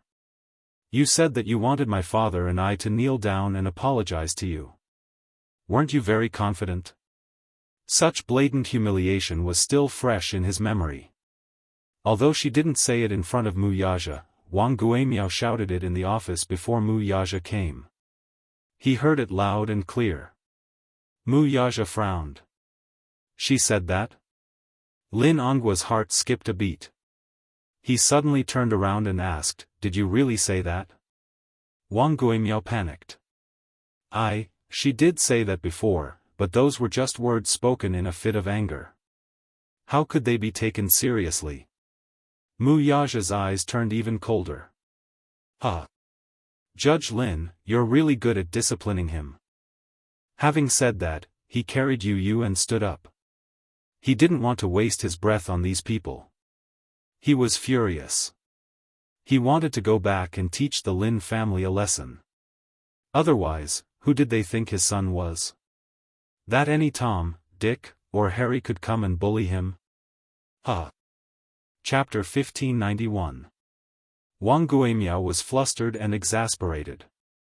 Her eyes were red, but Lin Onghua's expression was too flustered, to the point that she did not dare to say anything. She vaguely realized that perhaps it was because this man's identity was too powerful that her husband was so careful to plead for leniency. I think it's fine. Mu Yaja said as his gaze fell on Lin Onghua's arm. Get out of my way. Chairman Mu. Lin Onghua insisted. Mu Yaja's gaze turned even colder as he gave him a sidelong glance. Lin Onghua did not dare to be in a stalemate any longer. He could only step aside resentfully and watch him leave with regret. When Mu Yaja left, the office was in an uproar. Wang Guimiao was wiping her tears as she scolded Lin Onghua. Lin Onghua was upset. When he heard Wang Guimiao's nagging, he became even more irritated and scolded, shut up. Haven't you embarrassed yourself enough? Haven't you caused enough trouble? Wang Guimiao, you'll only be satisfied when you see me die, right? Wang Guimiao widened her eyes in shock. What do you mean by that? Lin Onghua was so angry that he could not speak. She went up to him, crying as she questioned, what's going on? Who is he? Why are you giving in to him and being so respectful to him? To the extent that you want me to kneel down and apologize? Explain yourself. Lin Onghua sat aside angrily, but he was also upset. When he thought of Mu Yaja's deep and sullen gaze before he left, his heart raced and he could not sit still. Wang Guimiao, I think you're going to play me to death. Wang Guimiao was so anxious that her face turned red. The principal came up to him and asked, Mr. Lin, this Yu's father, who is he? You seem to know him? Lin Ongwa sneered, but it was more like he was mocking himself. If I could know such a person, everything would be easier. What a pity. I know him, but he doesn't know a nobody like me. This, Teacher Yuan was flabbergasted, too. Lin Ongwa suddenly said in a low voice, "Do you know that this is Mu Yaja, the Mu Group CEO? I've offended him this time, I don't know what he's going to do to me." Mu. Ah. The principal was stunned when he heard that. Mu Group? Isn't the capital's Mu? Oh, God. A name that reverberated like thunder in the ears. Impossible, right? Isn't Yun Tianyo's surname Yun? How does his father have anything to do with the Mu Group? The principal mumbled in confusion. How? When I saw him. His name's, That's why I thought of it. Lin Ongwa was also extremely regretful. What? Wang Gimie was stunned. Mu Group? Mu was to Mu. The Mu was of the aristocrats. There Ongwa Mu's there, Yue Nouveau Riche might be able to become one overnight. The aristocrats, on the other hand, only appeared once every 300 years. The Mu family was such an aristocratic family. It was a century-old family with deep roots. Chapter 1592. On the other hand, a family like the Mu family was something that they could never hope to catch up to. Wang Guimiao was completely terrified. Even though she was ignorant and inexperienced, she knew that she should never offend the Mu family in the capital. That was, a century-old wealthy family with immense power. Mu Yaja carried Yu to his class and packed his bag. He was supposed to attend the parent-teacher meeting in the afternoon, but he was not going to attend it. He decided to transfer his son to Xiao Yichen's school. It was recess time, and it was almost lunchtime, so the class was very noisy. However, when Mu Yaja stepped into the classroom, the huge classroom instantly quieted down. The group of little ones stared at him, and countless pairs of eyes stared at him. Some looked curiously, while others looked anxiously at him. They thought that he was a high-ranking official from the school who had come to inspect the class. Recently, the Ministry of Education had been conducting random inspections of the school's standards. Therefore, high-ranking officials from the Ministry of Education often came in and out. However, when Mu Yaja sat in Yu's seat and started to pack his bag, the group of children suddenly realized that this was Yu's father. Oh my God, he's so tall and handsome. He's even better looking than the celebrities on TV. However, it was Mu Yaja's first time in school, and it was also his first time walking into a class of little ones. It was his first time appearing in school as a parent. He started to pack his bag, but when he sat in front of the low desk, his face immediately darkened. His figure was tall and slender, and when he sat in front of the low desk, the sense of disparity and abruptness was immediately reflected. He moved around in embarrassment, trying to find a suitable angle, but it was in vain. In the end, he found that the bench here was too small, so he was trapped in such a narrow space, and it was difficult for him to make ends meet. On the other hand, Yu enjoyed the process very much. He stood beside Mu Yaja and unceremoniously enjoyed the countless envious and surprised gazes. He accepted all of those stunned gazes and did not reject any of them. Many children were envious of Yu for having such a young and handsome father. They were children after all.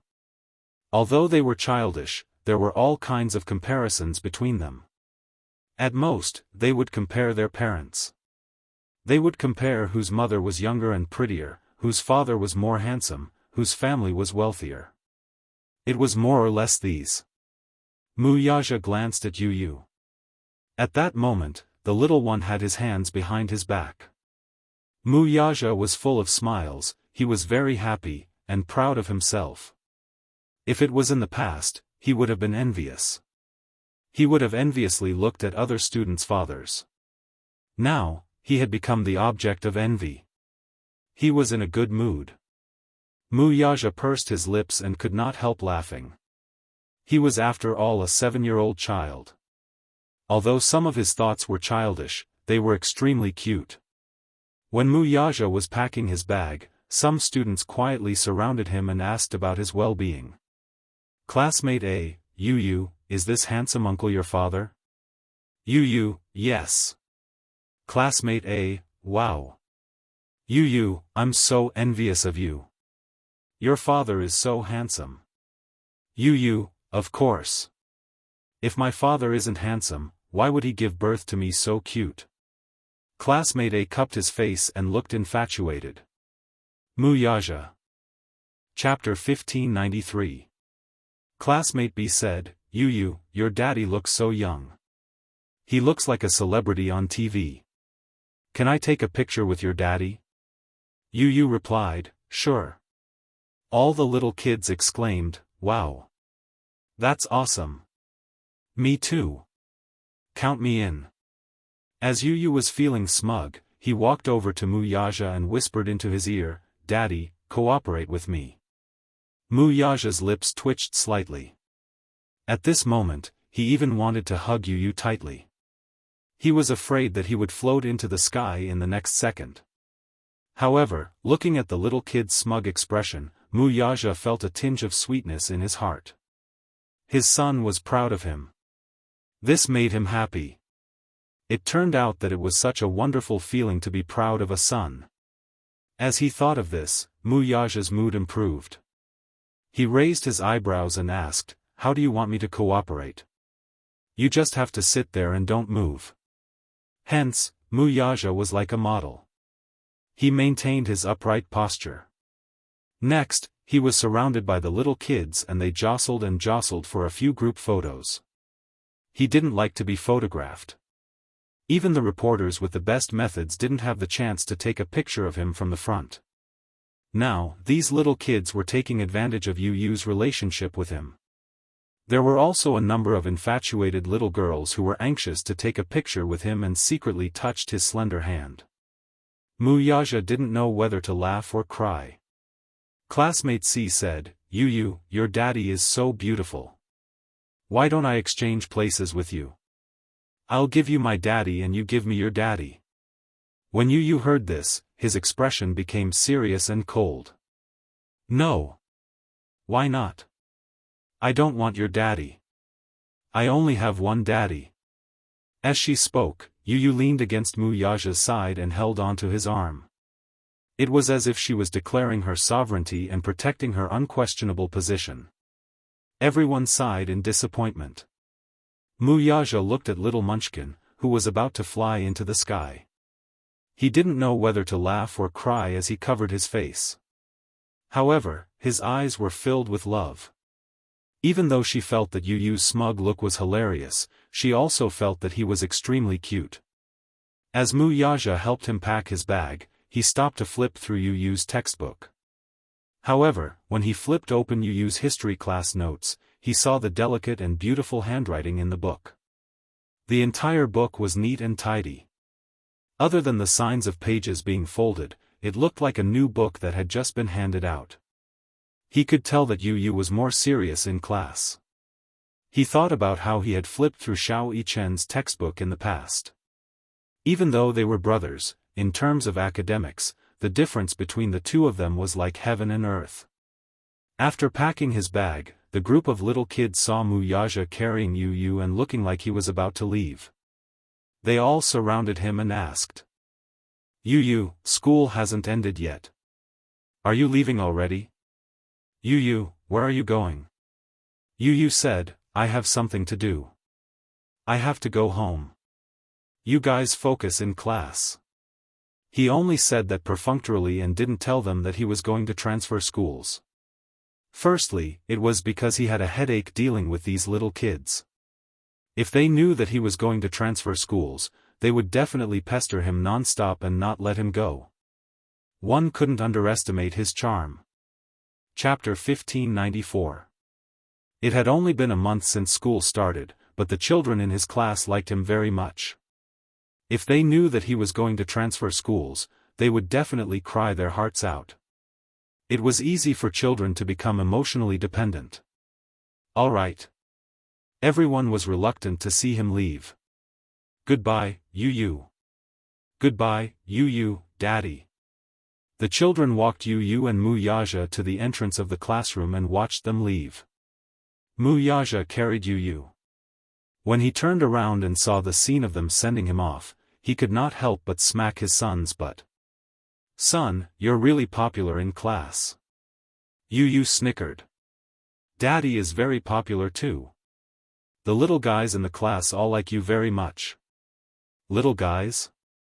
Mu Yaja was amused by his son's adjective. "Baby, you're the same age as them. You call them little guys as if you're an old man." When Yu heard this, he suddenly hugged his son's neck and kissed him on the cheek. "Daddy, it's great that you're here today." Mu Yaja was stunned. Then he smiled and asked, "What do you mean?"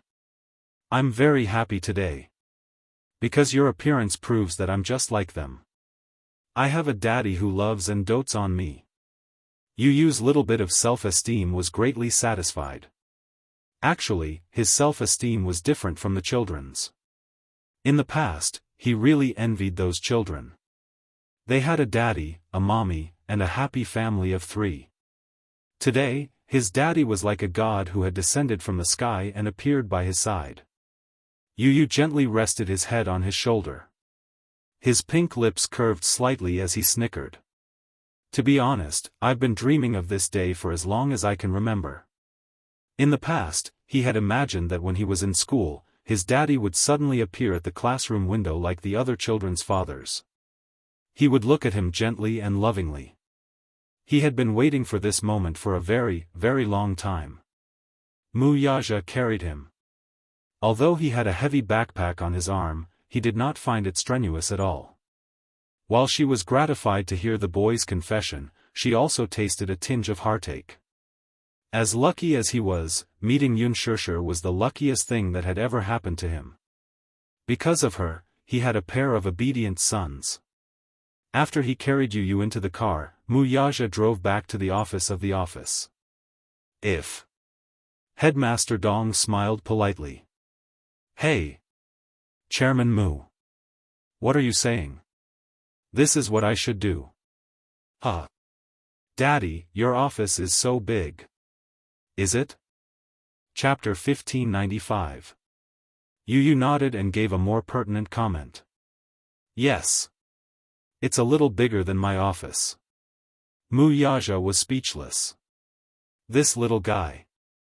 He did not bother to hide the arrogance and insolence in his words. He had really surpassed his father.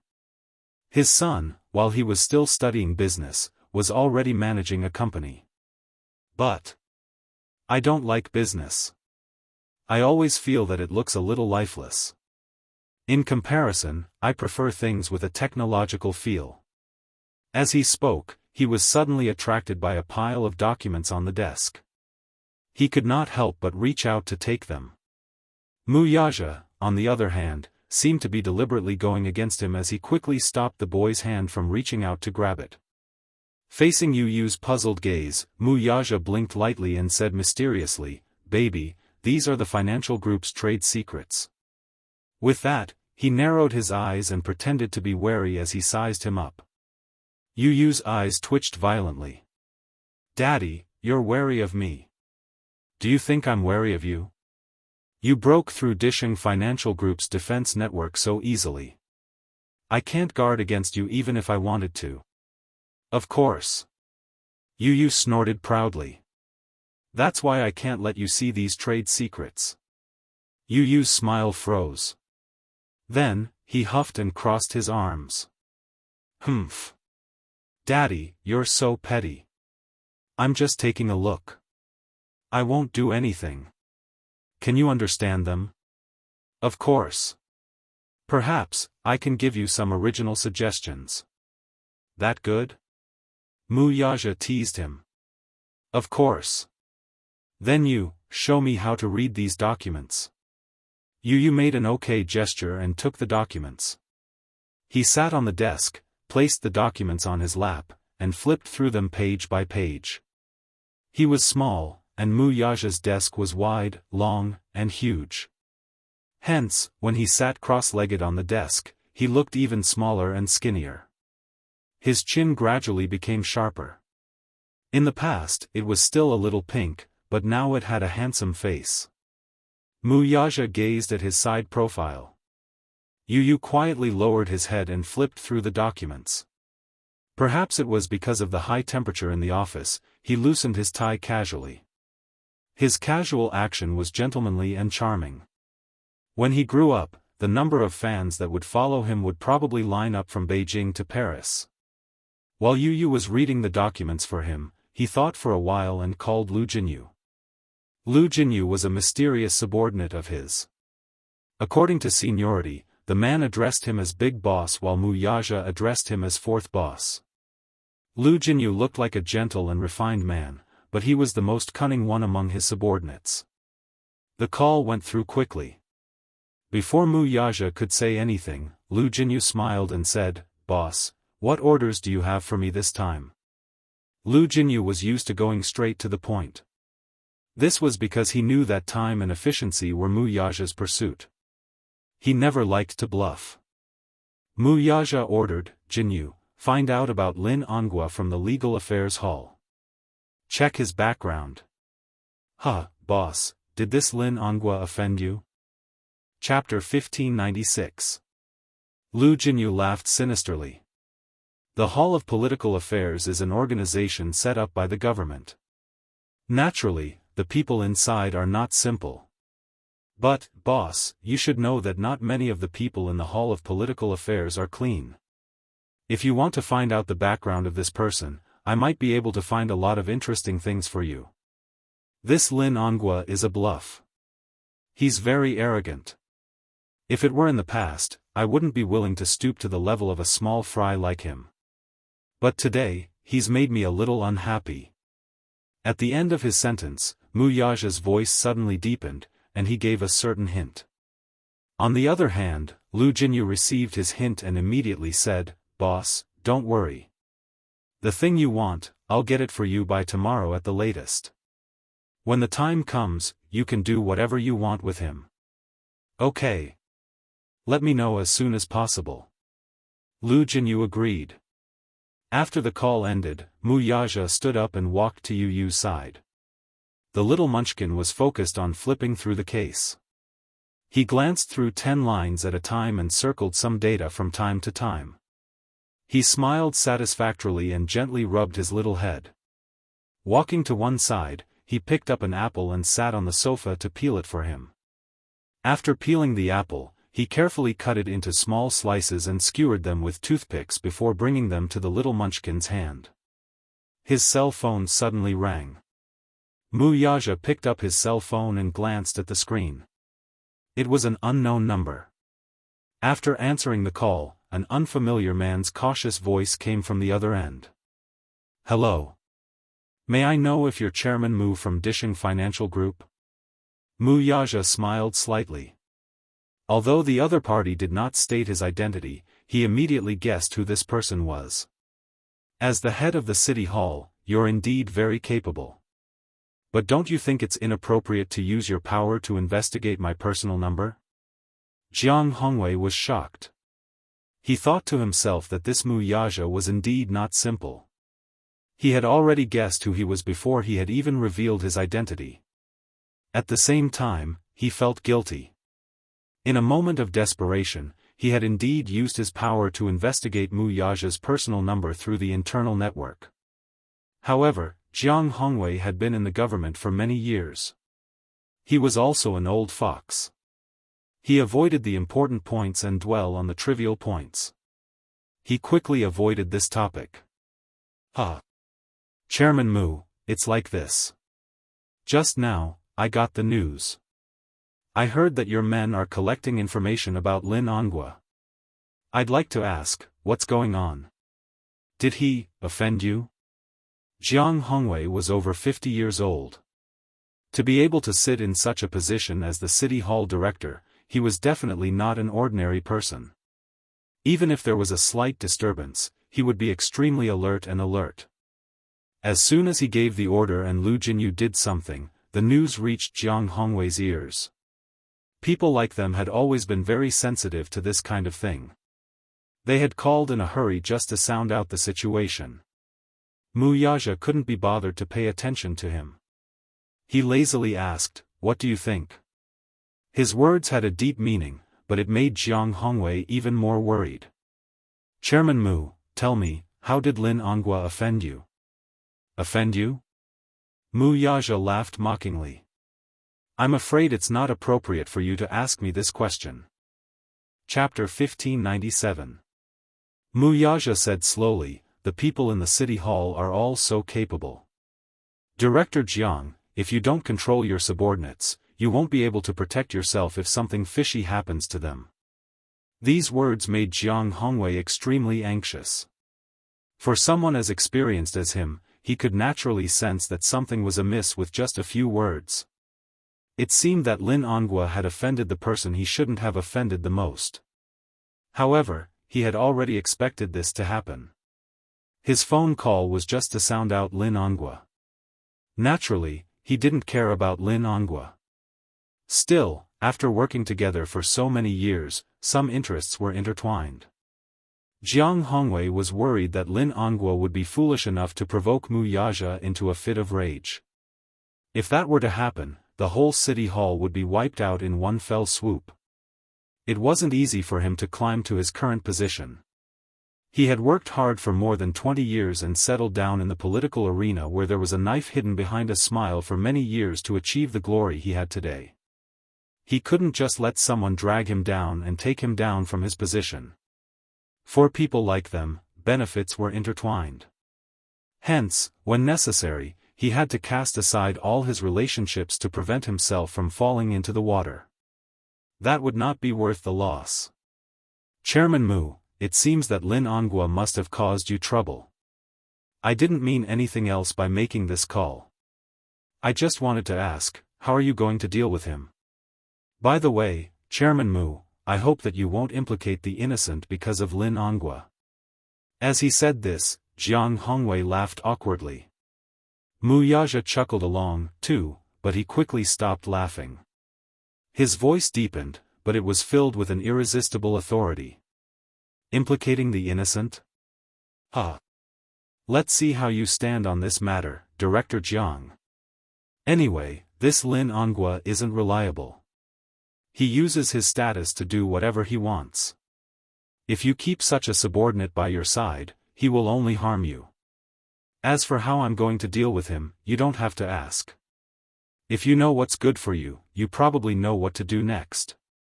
Jiang Hongwei was silent for a while on the other end of the phone. He suddenly understood and said with a smile, "Chairman Mu, don't worry. I understand what you mean. Next, I'll do what you want me to do." After saying this, he thanked him profusely and hung up the phone. Less than 15 minutes later, Lu Jinyu called to say that an anonymous email had been sent to his mailbox. The email contained some evidence against Lin Onghua. How could a person like Lin Onghua not have any stains on him? For the time being, let's not talk about his corruption and bribery. Just the fact that he had embezzled a few bad assets through his connections with the government and business, and through his friends, he reinvested and rebuilt them. Moreover, the stolen money amounted to more than 1 billion, which was enough to send him to prison for the rest of his life. There was no need to think too much of him. Jiang Hongwei wasn't stupid. He was a shrewd person. Seeing Lin Onghua's decline, he couldn't just sit by and watch. He also couldn't let himself be dragged down by him. Lin Onghua was a very capable person. As his chess piece, he had also obtained many benefits for him. However, a chess piece was a chess piece after all. He had no value to be used, so he should be abandoned. Chapter 1598. He was a sly old fox. Since he was working with Lin Onghua, he naturally had a backup plan. Mu Yaja said, "Since someone has sent you these documents, you should know what to do next." On the other end of the line, Lu Jinyu laughed inwardly. Jiang Hongwei is indeed a sly old fox. He's really good at adding insult to injury. This kind of person is not easy to control. Fortunately, I still have some evidence of his crimes in my hands. Mu Yaja hummed in acknowledgement before changing the topic. You can handle this matter.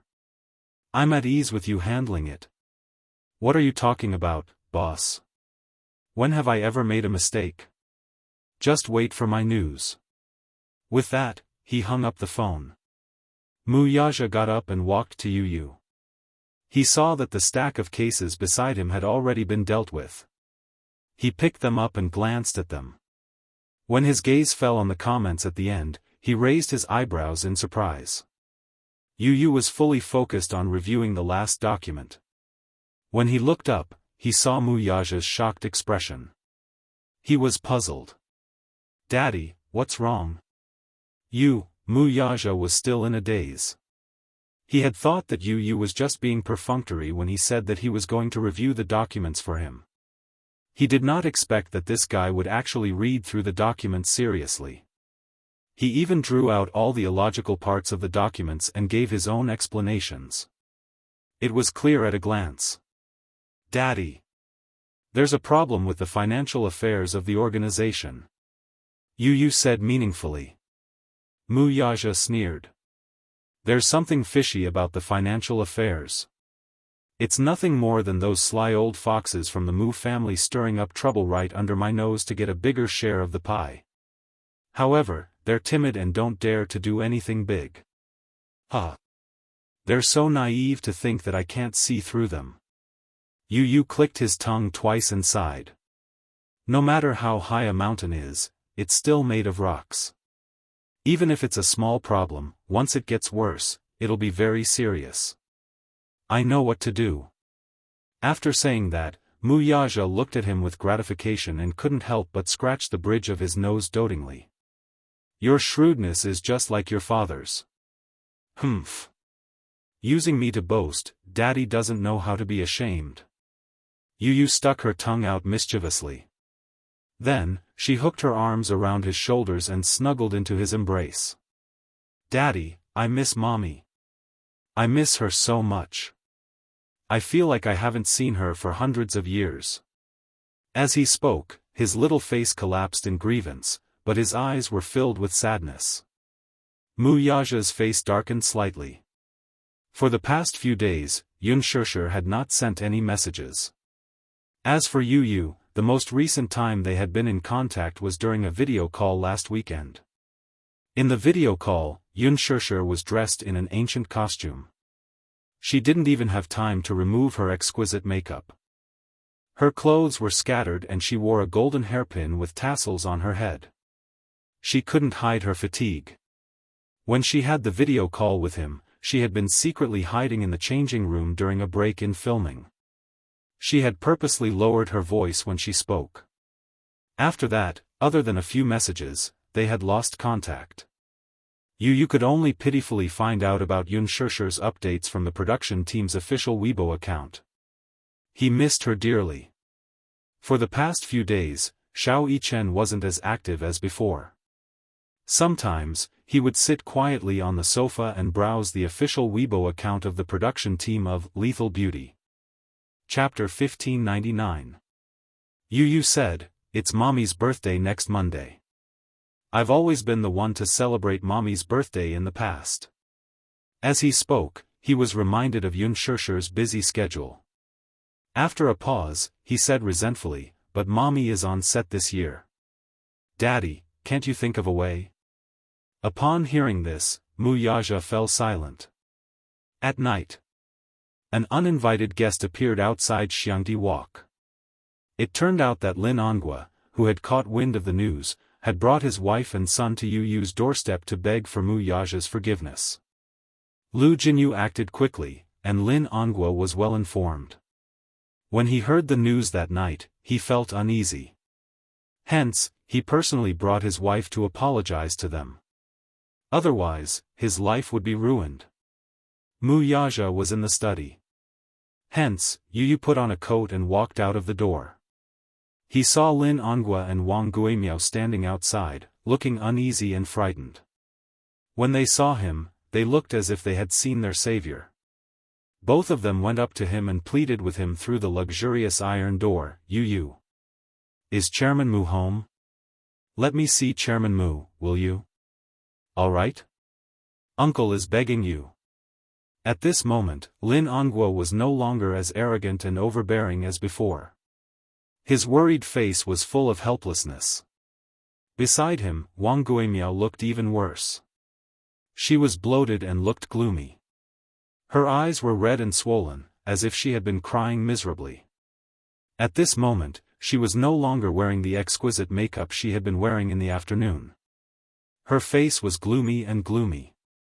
After leaving school today, Lin Onguo had given Wang Guimiao and Lin Feng a good scolding, but he still could not vent his anger. Wang Guimiao felt wronged and indignant. However, she was stubborn, so she retorted stubbornly. In a fit of anger, Lin Onguo looked at her sternly and slapped her in front of everyone in the office. Wang Guimiao and Lin Feng were stupefied. After being married for so many years, the couple had always been very harmonious. The reason why Lin Onguo could be where he was today was because of the support of the Wang family. Therefore, even if there were many things about Wang Guimiao that made him unhappy, he still tolerated them. Today was the first time he had hit her. Wang Guimiao couldn't believe it. Filled with anger and grievance, she burst into tears in front of so many people. However, Lin Onguo didn't comfort her like before. Looking at her, he felt even more embarrassed. He had long lost his patience with her. Wang Guimiao did not study much. Not only was she uncultured, but she also had a low EQ, which caused him a lot of trouble. He had repeatedly warned her that there would always be someone better than her. When she was outside, she should not be too arrogant and domineering. Instead, she should keep a low profile. Given his position, he had to be careful in everything he did. The slightest carelessness could lead to a bottomless abyss. There was nothing wrong with keeping a low profile. How many people had died because of their high-profile style? However, Wang Guimiao did not understand this logic. Today, she had caused a huge disaster for him. Thus, even when she cried, he couldn't be bothered to comfort her. He was still worried about it. His heart was in a mess. He didn't know what to do at the moment. Wang Guimiao was crying beside him, which made him even more upset. The couple had a big fight because of this. Chapter 1600. In his anger, Lin Onguo yelled at her, "Wang Guimiao, oh Wang Guimiao. Do you know who you've offended today? Do you know? The person I've offended today can kill me with just one finger. Perhaps with just one word from him, my great future will be ruined." She shouted disapprovingly, "What are you afraid of? Don't you still have my family? Why are you so agitated?" She was so self-righteous that it was impossible to reason with her. Lin Onguo was so angry that he laughed. His face was ferocious, and he had never lost control like this before. "Ha! Wang Guimiao, I told you that you're a frog in a well, but you don't believe me. How powerful do you think your Wang family is? It's just tens of millions in assets. In other people's eyes, the Wang family is just a nouveau riche. Do you understand nouveau riche? Do you think you have the ability to go against the Mu family? It can't be that serious, right? What do you mean it can't be that serious? Don't you know how much the Mu group has? Hundreds of billions in assets. What kind of concept is that? There are many interests behind them. Even if they don't cover the sky with one hand, they're still a first-class family in the capital. Do you know what it means to offend the Mu family? They have connections in both the underworld and the government. With their background, who cares who you are? It's just a matter of opening and closing their mouths. I think you're muddle-headed. You still haven't recognized this point. King. Lin Onguo was so angry that he gritted his teeth. He pointed at her and said word by word, "My King, brilliant life will be ruined by your hands sooner or later." No. He paused and said sternly, "The Lin family and the Wang family will both be ruined by your hands." These words were said in anger to scare her. However, he didn't expect that his words would come true. Lin Onghua didn't expect Mu Yaja to make a move so quickly. The storm came suddenly and violently. After he heard the news, his mind went blank for a moment. According to the insider, Mu Yaja's side had already obtained some evidence of his crimes. The next step was to hand this evidence over to the Commission for Discipline Inspection. What was left was probably the end of his world. Over the years, Lin Onghua had done a lot of things. His black income should be more than $1 billion, and this was not a small amount. $1 billion was more than enough to sentence him to death, let alone prison. He was so scared that his heart palpitated on the spot. Wang Guimiao was so scared that she gave him 2 quick-acting heart-relieving pills before he recovered. Logically speaking, given how careful he was with his actions, it was unlikely that he would leave behind any incriminating evidence. Therefore, he was also skeptical about it. However, when he dialed Jiang Hongwei's number, Jiang Hongwei only vaguely reminded him, haha. Onghua, now that something like this has happened, you can only pray for yourself. After saying that, he hung up the phone. Lin Onghua was suddenly frightened. When he called again, he could not get through. Since Jiang Hongwei had already said so, he immediately felt disheartened. He went limp and fell to the ground, unable to come back to his senses for a long time. His first reaction was to run. Take the money and escape abroad, the further the better. However, when he thought about it carefully, even if he wanted to escape, where could he escape to? Mu Yaja must have had a backup plan. If he wanted to escape, it would be difficult for him to do so. He was determined to toy with him until he died. This man was rumored to be ruthless, but he had seen it with his own eyes. He was indeed ruthless. He didn't leave him any way out. Chapter 1601. He was in so much pain at the thought of his many years of hard work being destroyed in one day.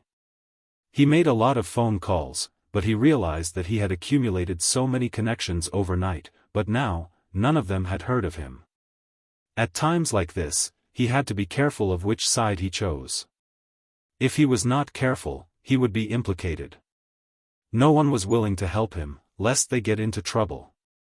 He thought for a while and finally decided to bring Wang Guimiao to apologize to him personally. Perhaps, he would be lucky enough to get his forgiveness. Thus, the scene before him was born. Yu Yu stood expressionlessly at the door. He looked at the pleading couple without a trace of emotion in his eyes. How pitiful. Yu Yu said this coldly with an indifferent expression. Lin Onghua saw his expression and was shocked by the little guy's calm state of mind. Usually, children of this age would run to their parents in fright upon seeing such a scene. However, at this moment, he stood at the door with his arms crossed and a cold expression on his face. Wang Guimiao looked at him with an ugly expression and felt extremely remorseful. She could not figure it out and found it strange. She had known about Yun Tianyu since he was in kindergarten, but she had only heard that he had a mother. She had never heard of him having a father. In the parents' group, it was said that the child was from a single-parent family and could not even be considered a single-parent family. His mother was still unmarried, so no one could say for sure how the child came about. It was said that he was an illegitimate child. His mother gave birth to him at the age of 18, which was an unmarried pregnancy. Many people looked down on her and despised her from the bottom of their hearts. Wang Guimiao looked down on her even more. Without an indomitable man in the family, it was indeed easy for people to gossip. A single mother would be subjected to a lot of malicious speculation and slander. Today, however, this child had a father out of nowhere. Moreover, this man's status was not low and was incomparably noble. He was actually one of the top figures in the Mu family. Even now, she still felt that she was in a dream. Who asked her to be unlucky, though? The only thing to blame was that she should not have gone overboard. Lin Onghua went up to him and begged again, "Little master, can you please invite your father out? I have something to ask of you." "What is it? Can't you tell me?" Yu Yu said casually. Lin Onguo was embarrassed for a moment, but he knew that this child was obviously making things difficult for him. Thus, his face turned red. He clenched his teeth and actually knelt on the ground with a plop. It was late at night and the ground was cold. He knelt down, almost without hesitation. Yu was not surprised to see him kneel down. At the same time, she looked at Lin Onguo meaningfully and smiled. "Mr. Lin, why are you doing this? What are you trying to do?" "Little Lord, I'm here to apologize to you and your father." As Lin Onguo spoke, he fiercely pulled Wang Guimiao. Wang Guimiao was caught off guard and fell to her knees as well. A sharp pain came from his knee. However, she couldn't care about anything else. In any case, he had already lost all his face, and there was nothing he could do to regain it. Chapter 1602. Even though she did not believe it, Wang Guimiao knew that Lin Onguo was in a panic. Lin Onguo said that the Mu family had secretly obtained some evidence of his crimes. If they didn't take any action and beg the Mu family to be merciful, the only thing that awaited the Lin family and the Wang family would be death. Wang Guimiao knew a little about Lin Onguo's actions in the past few years. She knew that if the evidence of his crimes was in the hands of others, it would be as good as having his life in the hands of others. Hence, she did not care about her pride anymore. She knelt down and kowtowed as hard as she could under Lin Onguo's gaze. "Yu. Auntie was wrong. Auntie was really wrong. Auntie shouldn't have called you a little b*****. Auntie shouldn't have listened to those rumors and humiliated you and your mother. Auntie knows her mistake. Can you forgive me?" Then, she kowtowed as hard as she could. She was really kowtowing. She knocked her forehead on the ground so hard that her skin was bruised. However, she did it on purpose. She wanted to put on an act for him to see. A little bruise was nothing. If she could beg the Mu family to be merciful, so what if she got bruised and bled a little? Yu yawned and said lazily, Okay. I know, I forgive you." Lin Onguo was overjoyed when he heard that. "Really?" Wang Guimiao was surprised. She looked up with her eyes wide open and smiled through her tears. She was in a sorry state and her hair was disheveled. She looked disgusting. Yu did not want to look at her. Why should I be so calculative with an uncultured person? So now, all of you can disappear from my sight. Then, Lin Onguo and Wang Guimiao looked at each other in surprise. They did not expect that it would be so easy to get forgiveness. They had to admit that children were easy to trick. Just a little bit of self-injury and she would be soft-hearted. Lin Onguo rubbed his hands and chuckled. He asked tentatively, "Then, that tainted evidence, what evidence?" Yu raised her eyebrows in confusion. "It's like this. Chairman Mu, Can you plead for me? Ask him to be merciful and let me off. Don't hand over those things to the Commission for Discipline Inspection." Yu was confused. "I don't know what you're talking about. It's so cold outside. I'm going home." "Wait." Like a drowning man, Lin Onguo called out to him hoarsely and asked, Yu, didn't you forgive your uncle?" "Yes, that's right." Then can you ask your father to let me go?" "This doesn't seem to work." Yu's lips curled into a sinister smile. "My daddy hates you." Lin Onguo froze. Beside him, Wang Guimiao's joy turned to sorrow. The smile on her face froze in an instant, and despair appeared in her eyes. Yu said slowly, "No one can change my daddy's decision. I'm sorry, Uncle Lin." After that, he smiled elegantly like a little gentleman and turned to go back to the villa. The door slammed shut, completely isolating Lin Onguo and Wang Guimiao from begging for mercy. That night, it rained heavily. Lin Onguo and Wang Guimiao did not dare to leave. They insisted on kneeling at the door for the whole night. Yu ignored them. Chapter 1603. When the sun was about to rise, Yu got out of bed and opened the curtains, only to find the two still kneeling by the door. Wang Guimiao was in a daze and on the verge of collapsing as she leaned on Lin Onghua. After kneeling in the rain for an entire night, the two of them fainted on the ground. Not long after, they were carried away by the ambulance. Lu Jinyu was also very efficient. After sorting out the documents, he submitted the evidence of Lin Onghua's crimes to the disciplinary committee. Soon, the documents were issued. Lin Onghua was taken away for investigation. After the investigation, Lin Onghua was accused of corruption, embezzlement, collusion with illegal businesses, embezzlement of non-performing assets, and embezzlement of more than 1 billion yuan. This case caused a huge uproar. Even the Wangs were implicated and their family assets were destroyed. Of course, this was all in the future. Before the admission procedures were completed, it happened to be Friday. Yu asked Li Hanlin to drive him to the supermarket to buy some baking ingredients. He planned to bake a birthday cake for Yun Shishir when he got home. He was the one who had made the cake last year. However, at that time, he had just started baking and was not very familiar with it. Hence, the cake did not taste good. However, Yun Shishir liked it very much. This time, Yu secretly decided that he must bake a super delicious cake for Mommy's birthday. He would send it to Mommy when he visited her at work. When he got home, Yu rushed into the kitchen and skillfully separated the egg yolk from the egg white. He then mixed the egg white evenly with the egg whisk. He was already extremely familiar with this series of processes. In the past, he would often bake some small cakes as a snack. He used a mold to create a heart-shaped cake embryo and placed it in the oven. Then, he started to think about what kind of cake he should make. After much consideration, he decided to draw a cartoon version of the family portrait on the cake. When Mu Yaja got home, he heard some noises coming from the kitchen. He walked in quietly and saw Yu with his head lowered.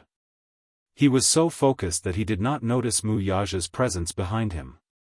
He was making a fondant cake.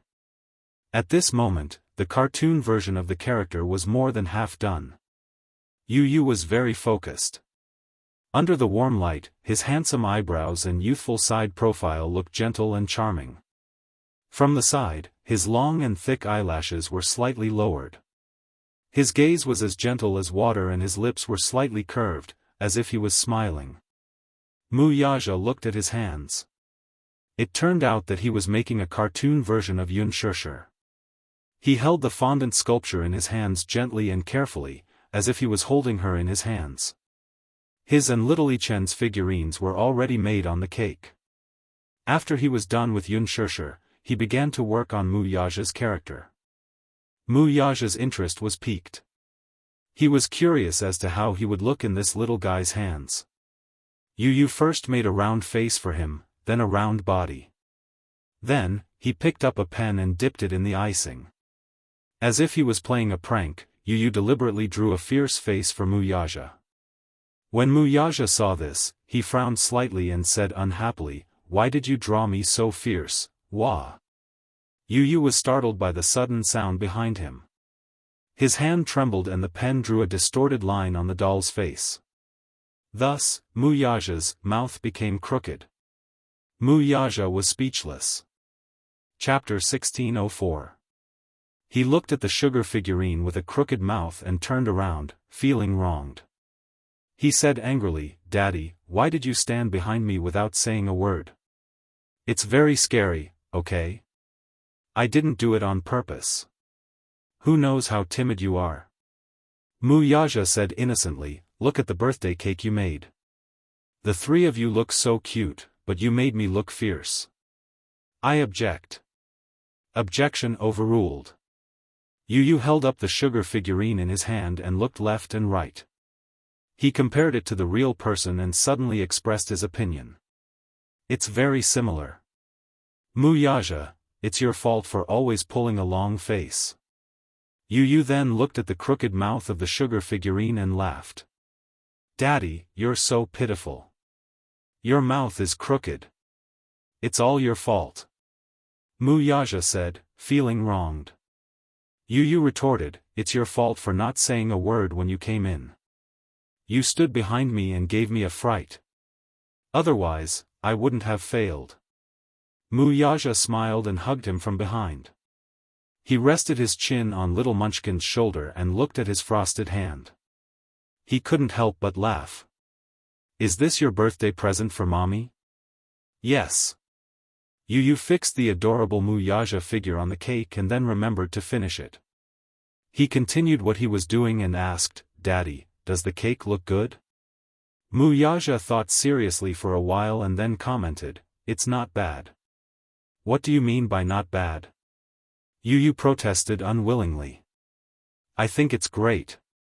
Can I eat the sugar figurine on the cake? Other than Mommy and me, you can eat the rest." Yu said generously. Wuxia frowned but pretended to be unhappy and teased him. "Why can I only eat mine and Xiaoyichen's but not yours and Mommy's?"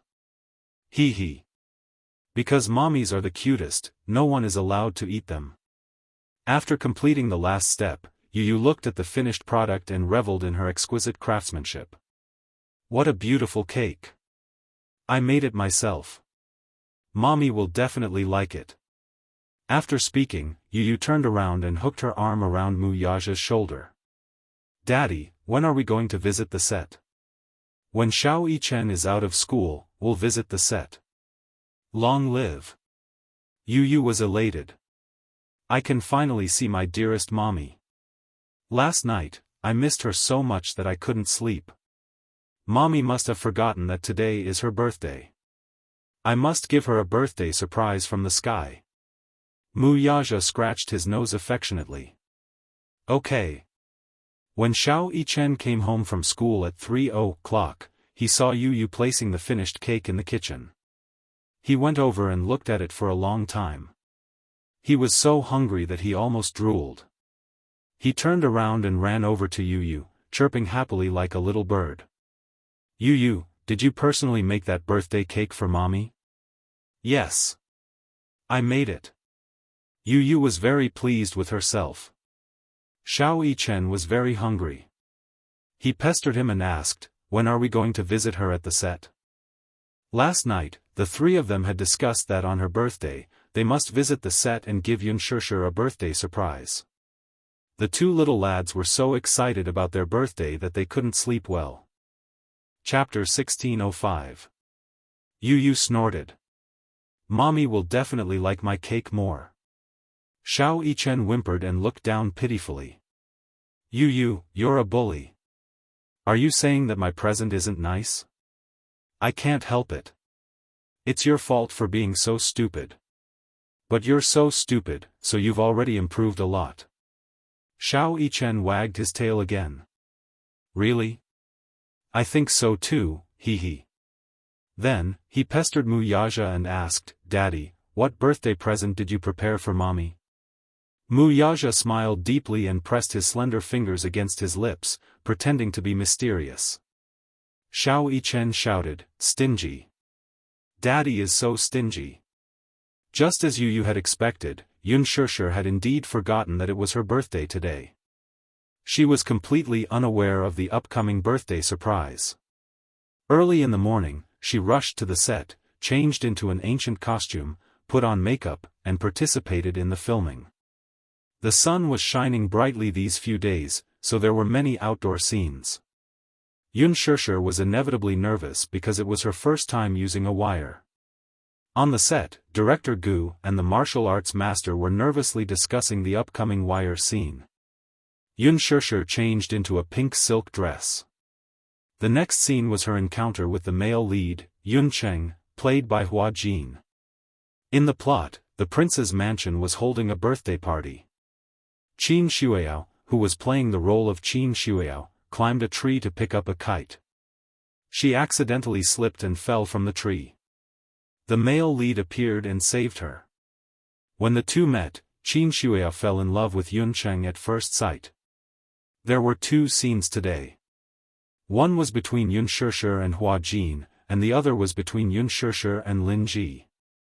Unspoken changed into her costume and was familiarizing herself with the camera position. Positioning was very important when filming, so she had to familiarize herself with it in advance. In addition, she was worried that she would not perform well in the wire scene and was under a lot of pressure. Suddenly, there was a fierce commotion on the set. Unspoken turned around and saw countless flashing lights. It turned out that Lin Ji had changed into her costume and appeared on the set. Today, there were many reporters visiting the set. However, as the media, the main visitors were naturally the female lead, Lin Ji, and the male lead, Hua Jin. The audience was looking forward to the collision and sparks between the number one young man in ancient costumes and the number one actress in ancient costumes. Therefore, as soon as Lin Ji appeared on the set, all the reporters were on the move. They aimed their cameras at her and flashed wildly. Many other actors and actresses were looking at Lin Ji enviously. As expected of Lin Ji. As the female lead, she has so many media reporters visiting her. How glorious! A female supporting character sighed with envy. Humph. Who knew if these reporters were hired by her? Lin Ji hasn't been in the limelight recently. She's not even as popular as Unspoken. These reporters might have been hired. Another supporting character cursed inwardly. Along the way, Lin Ji's appearance caused a stir on the set. She seemed to enjoy the sensation and smiled at the reporters from time to time. She seemed to have come prepared. She had on exquisite makeup and was posing and flirting under the flashing lights. All the reporters surrounded her excitedly and handed microphones to her from time to time to interview her. Lin Ji noticed that Unspoken was also looking at her. The corners of her mouth curled up and her eyes revealed a smug look, as if she was silently showing off. Unspoken frowned. This Lin Ji. Chapter 1606. Didn't she know that her pretentious appearance made her look like a clown?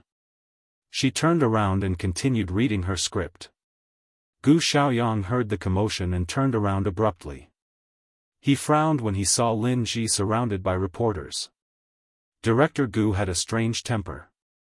He was very particular about the rules of the set. During filming, he strictly forbade any form of visits, let alone a high-profile one like Lin Ji's. If the media were to enter the set during filming, it would be detrimental to the set. It wasn't that they weren't allowed to visit the set, but they were filming and were not allowed to do anything unrelated to the filming. Old Zhang, where did these reporters come from? Director Gu asked with a frown. The script editor shook his head. Director Gu slammed the table and said angrily, "Didn't I order time and time again to seal off the set during filming and not allow any media or fans to enter?" Director Gu, I've already sent people to seal off the set. This. I don't know what's going on either. Director Gu threw down his script and walked up to Lin Ji. He waved his hand and said, "Now is not the time to visit the set. Get lost." Director Gu was known for his fiery temper. The reporters didn't dare to offend him, so they scrambled away with their equipment at his command. Lin Ji was left behind with an awkward expression.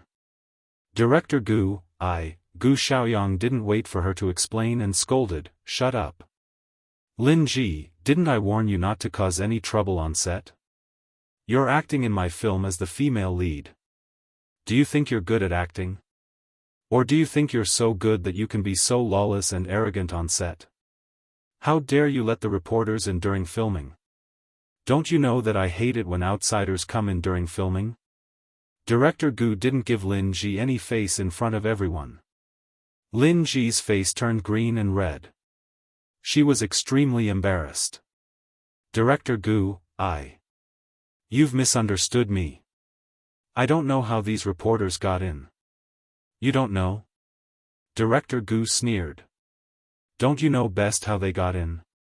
Why are you acting dumb in front of me? Do you think I'm easy to fool? Are you a best actress? Or an A-lister? Why did those reporters only take pictures of you and not the others? Do I have to be more straightforward? Why did you disregard the interests of the crew and consider the feelings of others? Have you considered my thoughts? Gu Xiaoyang mercilessly exposed her in front of everyone, making Lin Ji even more embarrassed. The supporting actress who had guessed that Lin Ji had hired a reporter to visit her on set sneered. "I knew it." "Huh." Lin Ji still wanted to explain. Gu Xiaoyang didn't want to listen to her excuses. "Look at your face. What the hell is that makeup on? Didn't I ask the makeup artist to do willowy eyebrows and cherry lips for you? Take a look at yourself and look in the mirror." Lin Ji hired a reporter to visit her at work. In order to look more photogenic, she especially asked the makeup artist to put on Korean-style makeup. Gu Xiaoyang scolded her harshly. Lin Ji felt too ashamed to show her face. Director Gu, Lin Ji's eyes were misty with tears, and she was about to cry. She deliberately acted pitiful in order to gain Director Gu's understanding. Chapter 1607. Lin Ji, I'm warning you for the last time, don't play any more tricks. If you anger me, I don't care if you're the female lead or not, I'll cut you into a side character. Hee hee. I'll also give you a heads up while I'm at it. Anyway, the filming has just started, so it doesn't matter even if I kick you out of the cast. Don't blame me for falling out with you when the time comes. Anyway, the female lead in his heart was never this actress. If she were to play any tricks again, he did not mind kicking her out, and replacing Yun Shishir with her was exactly what he wanted. Yun Shishir was the Qin Changel in his heart. Not only did she look good, but her acting skills were also better than the actress's. Alas, the actress was one step ahead and snatched the role from him. Gu Xiaoyang was still sulking because of this matter. Lin Ji's financial backer had invested a lot in the movie, so Director Gu suppressed his anger. Go wash my makeup and redo it. Gu Xiaoyang said and left. Under the mocking and curious gazes of the crowd, the actress could only grit her teeth awkwardly and return to the dressing room unhappily to do her makeup. The director walked over to Yun Shishir, who was seriously reading the script. He nodded in satisfaction when he saw that she was focused on it. Only then did he return to discuss the wire arrangement with the martial arts director. Mu Shi happened to be delivering water to Yun Shishir. When she saw this scene, she excitedly went up to her and said with a smile, "Shishir, the director has been looking at you just now." "What?" "He stood beside you and looked at you for a long time. I think he saw that you were seriously reading the script and was very satisfied with your attitude. That's why he smiled in relief." Yun Shishir smiled and said, "Mu Shi, I'm a little nervous. I heard that if I'm not careful with the wire, I'll fall down." "Oh, please. Do you think the martial arts director on set is just for decoration? Don't worry, it'll be very safe." Mu Shi comforted her. Hua Jin also finished his makeup and rushed to the set. Yun Shishir looked up and saw him appear. She was stunned. His first reaction was that Hua Jin's title of the best young actor in ancient costumes was not undeserved. He was dressed in a crescent white robe and had an elegant demeanor. His handsome hair was draped over his shoulders, and his beautiful and exquisite facial features were embellished with makeup. His beauty was even more breathtaking. Her charm was so outstanding that it overshadowed the beauty of the female lead. Her every frown and smile was captivating. This was the first time she had acted with Hua Jin in a scene. Hence, it was also the first time she had seen Hua Jin in his ancient costume. It wasn't that she hadn't seen Hua Jin without makeup. His skin was very good, his facial features were very three-dimensional, and his eyebrows and eyes had the unique charm of an ancient handsome man. His charming eyes were like silk, the corners of his eyes were long and narrow, and when he looked back, his smile was enchanting. Yun Shishir's mind wandered for a moment before she exclaimed in shock, "Gosh! Hua Jin's ancient costume shocked me." At the side, Mu Shi also came back to her senses. Shishir. Shishir. Gosh! Hua Jin's ancient costume is so stunning. Even if it's the real person, it's better than many of the photos of young actors in ancient costumes. It's so beautiful. She could not suppress her voice, so everyone heard her praise and could not help but look over. Even Hua Jin could vaguely hear her excited voice. He looked in Yun Shishir and Mu Shi's direction with a meaningful gaze. Yun Shishir felt embarrassed. Mu Shi, can you speak a little louder? Chapter 1608. Hua Jin suddenly walked toward Yun Shishir. Yun Shishir was stunned. She turned around and thought that Hua Jin was going behind her, but she realized that there was no one behind her. When she turned around, Hua Jin was already in front of her. He was not as tall as Mu Yaja, but he was still very tall at 1.8 meters. When he bent down to look at her up close, she could even see his flawless and perfect skin. It was as if it could be broken by the slightest breeze. What was even more stunning was his pair of deep eyes that seemed to be bewitching and could make people fall for him uncontrollably. Mu Shi was already stunned when she saw Hua Jin walking over. Yun Shishir came back to her senses and pursed her lips. She could not help but take a step back. Just as she took a step back, Hua Jin took a step forward. Yun Shishir frowned and took 2 more steps back with displeasure in her eyes. Hua Jin, on the other hand, smiled and took 2 more steps forward. His strides were bigger than hers, so he could not wait to be right in front of her. Yun Shishir could even feel his warm breath on her forehead. Her heart was beating like thunder. This man, what was he trying to do? He approached her silently, just like the first time backstage at the press conference. Yun Shishir could not understand what he was trying to do. Hua Jin's good-looking lips curled up. He lowered his head to look at her and smiled. Are you shy? When he spoke, his voice was gentle and pleasant. His voice was not as rough as a man's, nor was it as deep and mellow as Mu Yaja's. Instead, it was as magnetic as a clear spring. Yun Shishir could not help but ask, what are you trying to do? Yun Shishir. He called her name and smiled devilishly as he tilted his head slightly. It's our first time acting together. Yes. So. Hua Jin dragged out the last word and suddenly blinked at her. Don't you think we should cultivate some chemistry? Mu Shi, who was standing at the side, finally reacted. Seeing this scene, her eyes twitched hard. No matter how one looked at this scene, why did it seem like Hua Jin was flirting with Shishir? Could it be, was Hua Jin interested in her Shishir?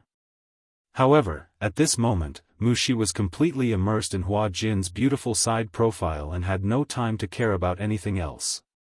Yun Shishir laughed dryly. Develop tacit understanding? I don't know what you're talking about. But, can you not stick so close to me? Close? Hua Jin didn't think so. Is it close? Men and women don't know what they're doing. It's best if we keep our distance. However, Hua Jin felt that her answer was very cute. This distance isn't considered close.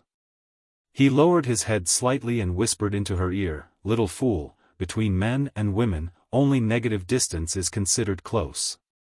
Negative distance. Yun Shishir was confused and didn't even think of the evil side. Hua Jin felt that her reaction was very interesting. How could there be such an innocent woman in the entertainment industry? She was so silly that it was cute. Looking at his meaningful smile, Yun Shishir realized what he meant by negative distance. She suddenly stretched out her hands and pushed him away. Jerk. Do you think it's fun to tease me like this? With that, Yun Shishir glared at him fiercely and walked around him. Hua Jin pursed his lips and covered his mouth to hide his laughter. He was as mischievous as a lazy kitten that had secretly eaten meat. He relentlessly chased after her and followed behind her. A strand of his handsome hair hung by his ear, making his skin seem even fairer than snow. Chapter 1609. Hua Jin's voice was as gentle as a clear spring, youthful and magnetic. He was very close to her. No matter how Yun Shishir tried to avoid him, he would still come up to her and stick to her side. Mu Shi came back to her senses abruptly and followed him. There were many supporting roles and extras on the set. Among them, many were Hua Jin's fans. Lethal Beauty was recruiting extras for the sake of Hua Jin being the male lead. Many of them did not want to be paid to join the cast, all for the sake of being able to catch a glimpse of the most handsome man in ancient costume from the nearest distance. Hence, when Unspoken and Hua Jin walked one after another, many people cast strange and passionate gazes at them. Unspoken was very sensitive. When she realized that there were many piercing gazes on her, she became even more annoyed with Hua Jin. She originally admired Hua Jin's costume. However, this handsome man who looked noble and otherworldly was actually like this in private. He seemed to like to be ambiguous. Unspoken frowned. Her footsteps quickened as she walked to her seat and sat down. Hua Jin immediately dragged a small stool over and sat opposite her. "How old are you?" Unspoken flipped open the script and ignored him. Her indifference did not make him retreat. Instead, Hua Jin's eyes were filled with interest. "Shursher, pay attention to me." Unspoken looked up and glared at him with a distant gaze. "Shursher is not for you to call me that. Hua Jin, please keep a distance from me." Hua Jin's eyes lit up when he heard this. He smiled slightly. "Shursher, you're finally talking to me. Why do you want me to keep a distance from you, though?" He lazily propped his chin with both hands, his beautiful eyes smiling. "I don't want to keep a distance from the person I like." "Hua Jin, you haven't started filming yet." Unspoken suppressed her anger and turned around, not wanting to talk to him. "Go away and don't bother me." "Shursher, you're so cold to me."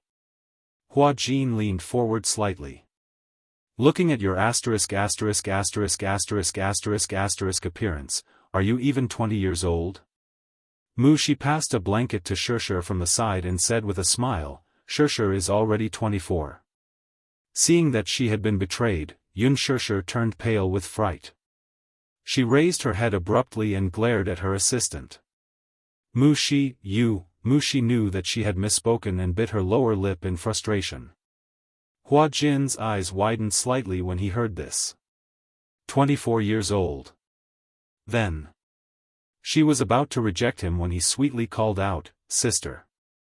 This man. Unspoken sucked in a deep breath of cold air. She could not hold it in any longer. Ever since she joined the production team, she had always kept her manager's words in mind to keep a distance from Hua Jin.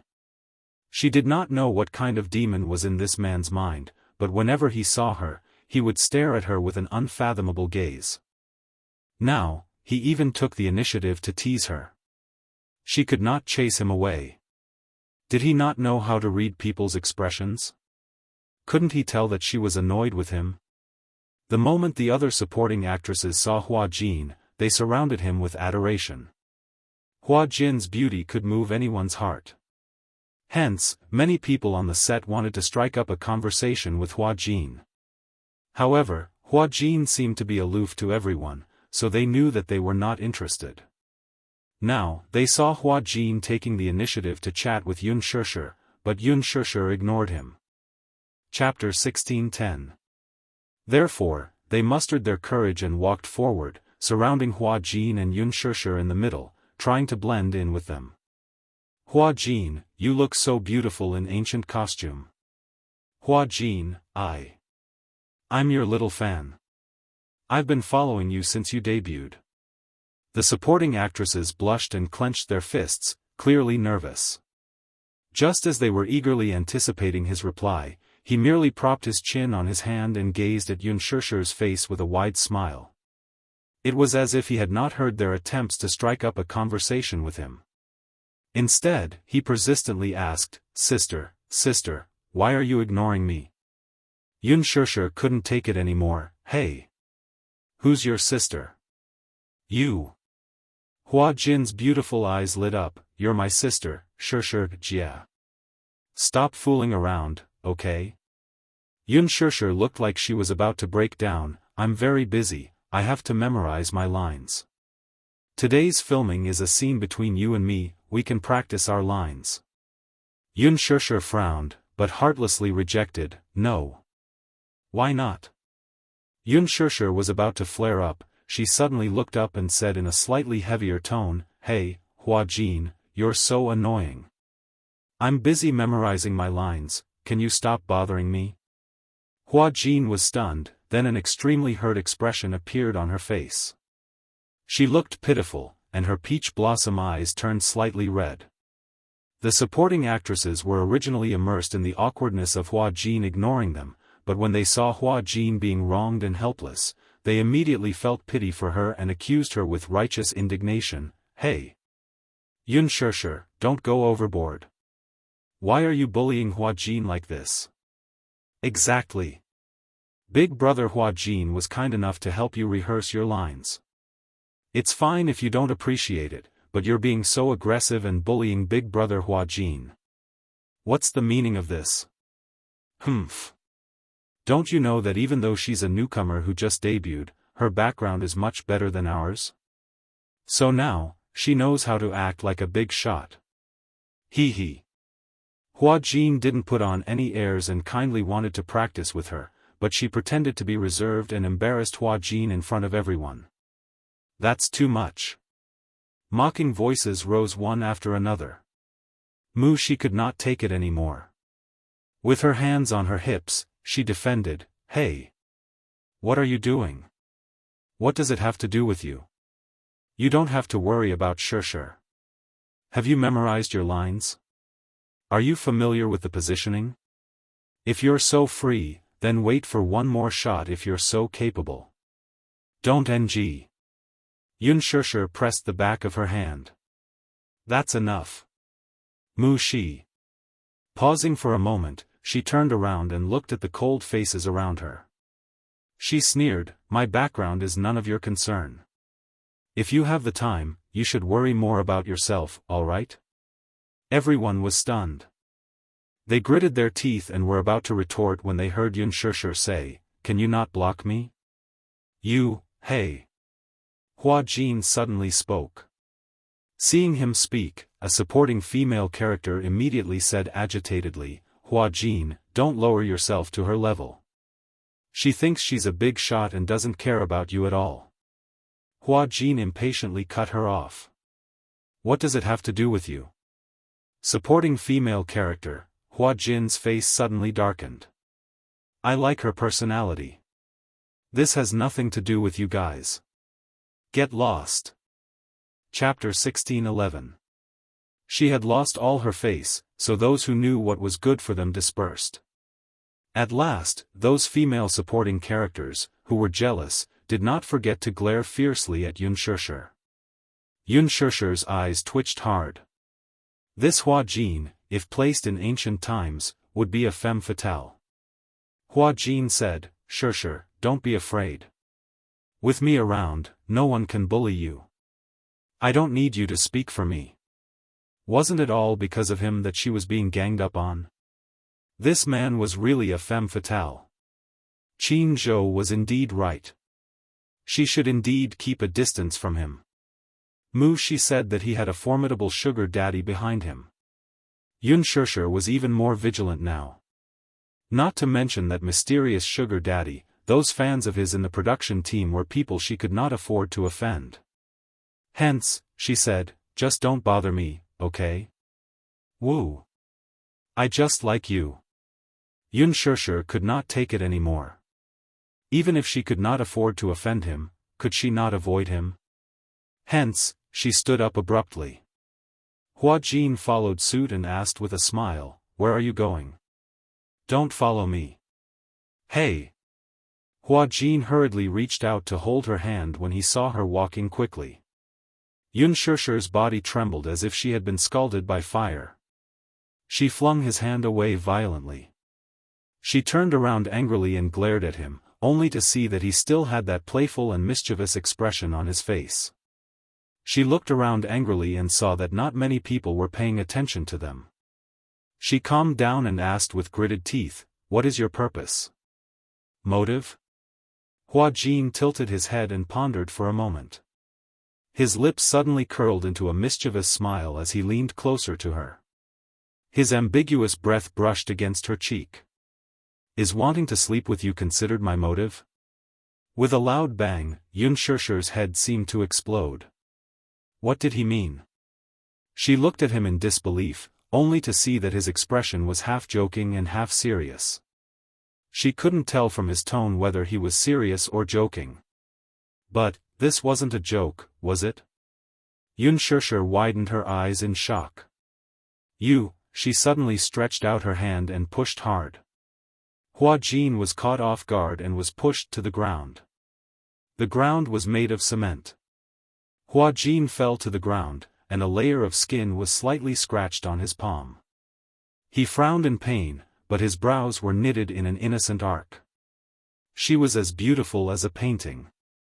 Even when she was frowning, she was still breathtakingly beautiful. This sudden scene attracted everyone's attention. Gu Xiaoyang turned around and saw this scene. He frowned slightly. He put aside the matter at hand and walked over. What happened? Yunshirsher was stunned for a moment.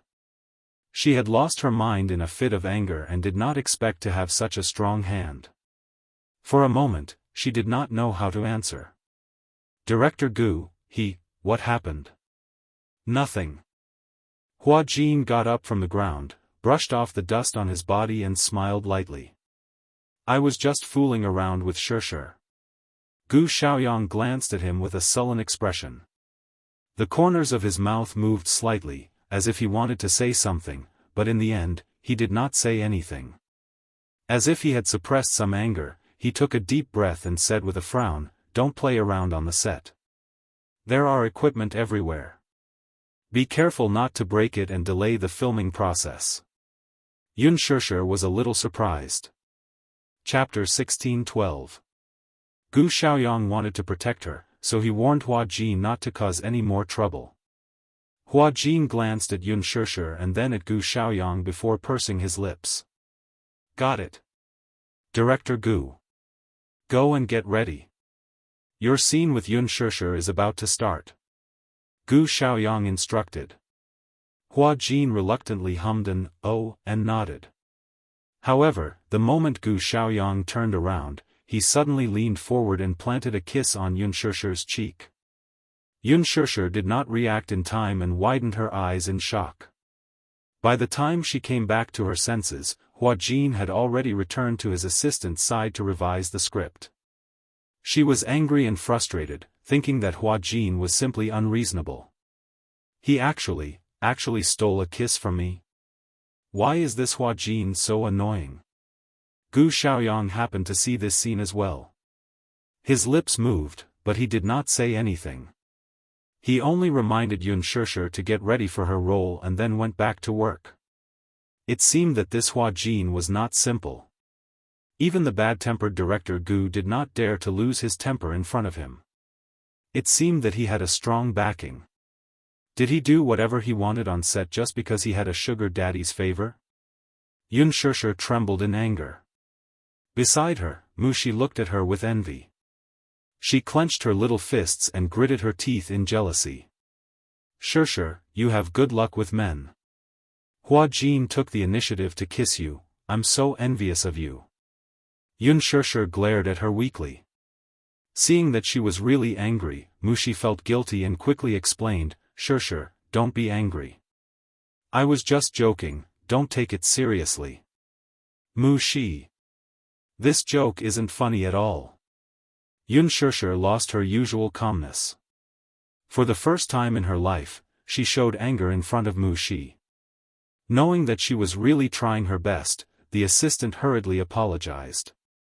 I'm sorry.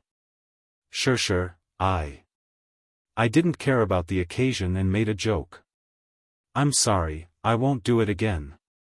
Yunshirsher looked in the direction of Hua Jin with a complicated expression.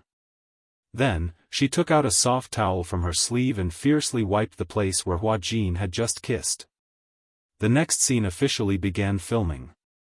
Yunshirsher tried her best to immerse herself in her character. However, when it came to her scene with Hua Jin, just standing in front of him and thinking about how he had teased her earlier, she couldn't help but feel angry. He didn't manage to pass a few of them.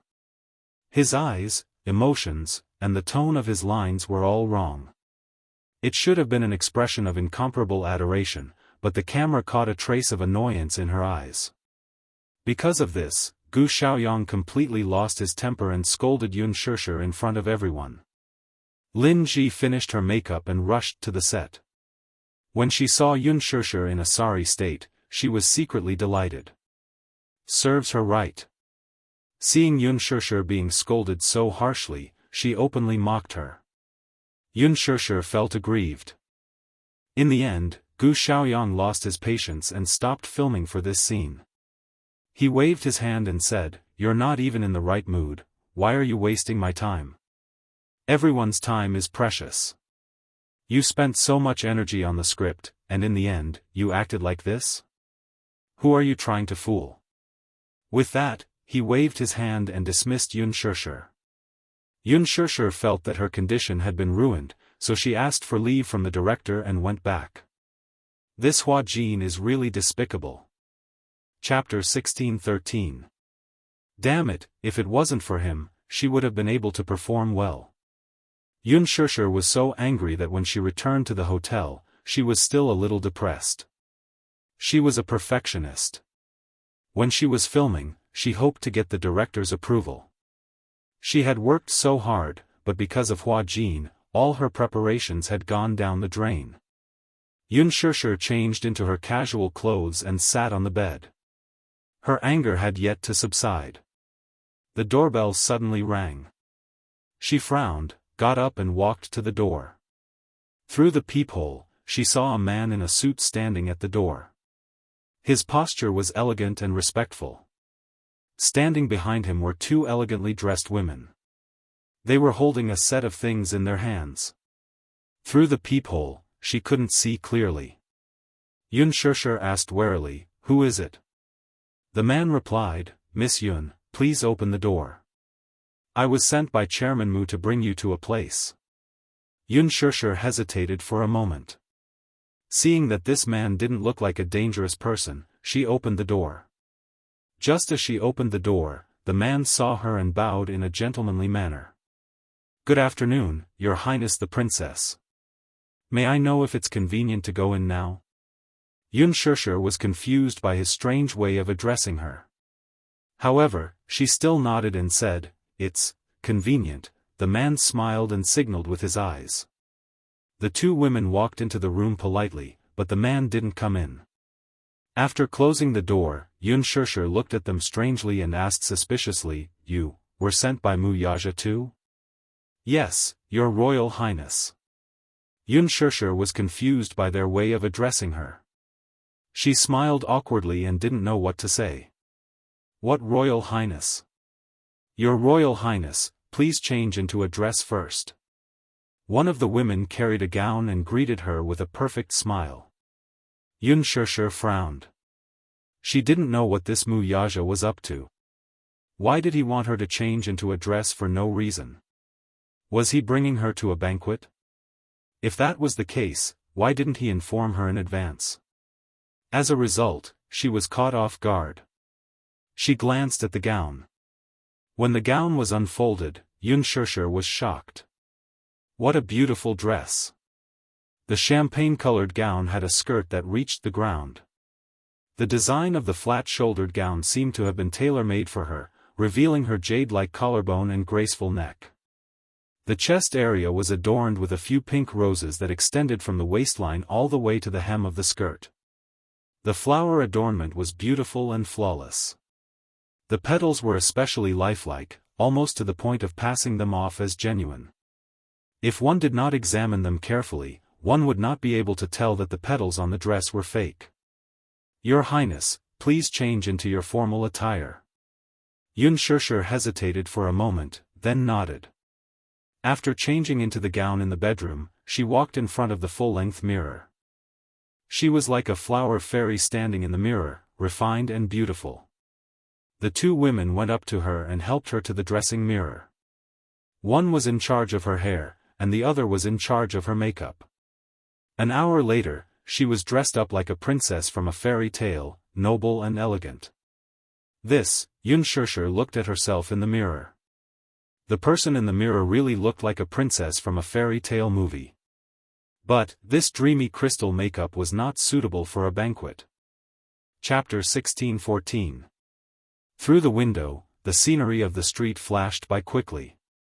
She didn't know where the car was taking her. She was in a daze the entire way. When she got out of the carriage, the sky was getting dark and the night was beautiful. When she lifted the hem of her dress and got out of the car, the scene in front of her shocked her greatly. The carriage stopped at the entrance of Fairy Tale Valley. Fairy Tale Valley, a theme park that looked like a fairy tale wonderland. Unspoken had brought Yu here before, so she had a deep impression of Fairy Tale Valley. Fairy Tale Valley was closed for a period of time because of the shooting incident. After some repairs, it was put back into operation. However, at this moment, the Fairy Tale Valley in front of her eyes was completely different from the one she remembered. The night was getting late, and the moonlight was like silver in the starry sky. Under the illumination of the starry sky, the iconic castle of Fairy Tale Valley stood in the distance between the canyons. It was resplendent and majestic, just like a medieval European royal castle. It was retro and luxurious, and it was magnificent as the lights constantly changed colors. The huge Fairy Tale Valley was surrounded by a classical and romantic atmosphere. There was a crystal carriage parked at the entrance. The attendant stood beside the white horse respectfully and gently welcomed her. "Your Highness, beautiful princess, please get on the carriage." Unspoken was slightly stunned when she saw the hand reaching out to her. Her brain stopped working for a few seconds before she slowly reached out and allowed the attendant to welcome her into the crystal carriage. What's going on? Unspoken sat in the carriage, her thoughts still in a mess. Everything happened too suddenly. She was still in a daze and didn't know what was going on. The crystal carriage passed through the garden path that was covered with pink rose petals. Unspoken was stunned, but she was stunned by the dreamy scene in front of her. She couldn't help but lean against the window and enjoy the fragrant breeze. So beautiful. So dreamy. It was really like a dream. The breeze blew, and the petals on the ground were swept up, invading her face. Unspoken brushed her face with her fingertips and gently rubbed the petals on her face. She sniffed lightly, and the fragrance assailed her nose. On the road, there were many tourists coming and going. When the crowd saw the crystal carriage approaching, they all widened their eyes in amazement. They looked at Unspoken, who was sitting on the crystal carriage, with jealousy. Some of the young girls couldn't help but chase after the carriage as they were pleasantly surprised. Wow! It's a crystal carriage. I've only seen this kind of carriage in fairy tale movies. It was a real crystal carriage, so beautiful. I want to sit down too. The woman in the carriage is so beautiful, like a princess. She looks like a flower fairy. There are so many flower petals on her body, how mesmerizing. This woman looks a little familiar. I feel like I've seen her somewhere before. When Unspoken heard this, she was so shocked that she retracted her head back into the carriage. The crystal carriage slowly passed through the romantic garden arch, and a huge Ferris wheel came into view. Under the background of the bright starry sky, the huge Ferris wheel slowly rotated along with the music. The attendants helped Unspoken down from the crystal carriage. In an instant, it was as if several beams of light from the sky were projected onto her body. The beautiful light surrounded her, so much so that when she stood in the middle of the bright light, it made her surroundings seem dark. Chapter 16:15. For a moment, she couldn't see her surroundings clearly. She took a small step forward, but the light followed her. Unspoken stopped in her tracks and was a little surprised. Just as she was at a loss of what to do, she suddenly saw a tall and slender figure slowly walking towards her from not far away. Unspoken widened her eyes. Standing in the light, she couldn't see clearly. In her curious and surprised gaze, a man in a snow-white suit appeared in front of her like a god. His tall and handsome figure pierced through the light and appeared in front of her. "Moo," Yunshirshi's mouth gaped open in shock as she uttered a single word. Mu Yaja's appearance gave her a dreamy surprise. He was dressed in a medieval aristocratic suit. His posture was noble and arrogant, and his aura was extraordinary. He was like a Prince Charming who had appeared in front of her without warning. She had imagined countless dreamy scenes, but now, they were displayed in front of her without warning. She couldn't come back to her senses for a long time. Yunshirshir stared at the handsome man in front of her in a daze. She was a little speechless. Did he prepare everything in this fairy tale-like fantasy for her? Yunshirshir's body stiffened slightly. In front of her, the strong light left a deep impression on his exquisite facial features. In the dreamy light and shadow, his handsome face was like an ancient Greek sculpture, handsome as if it was cast.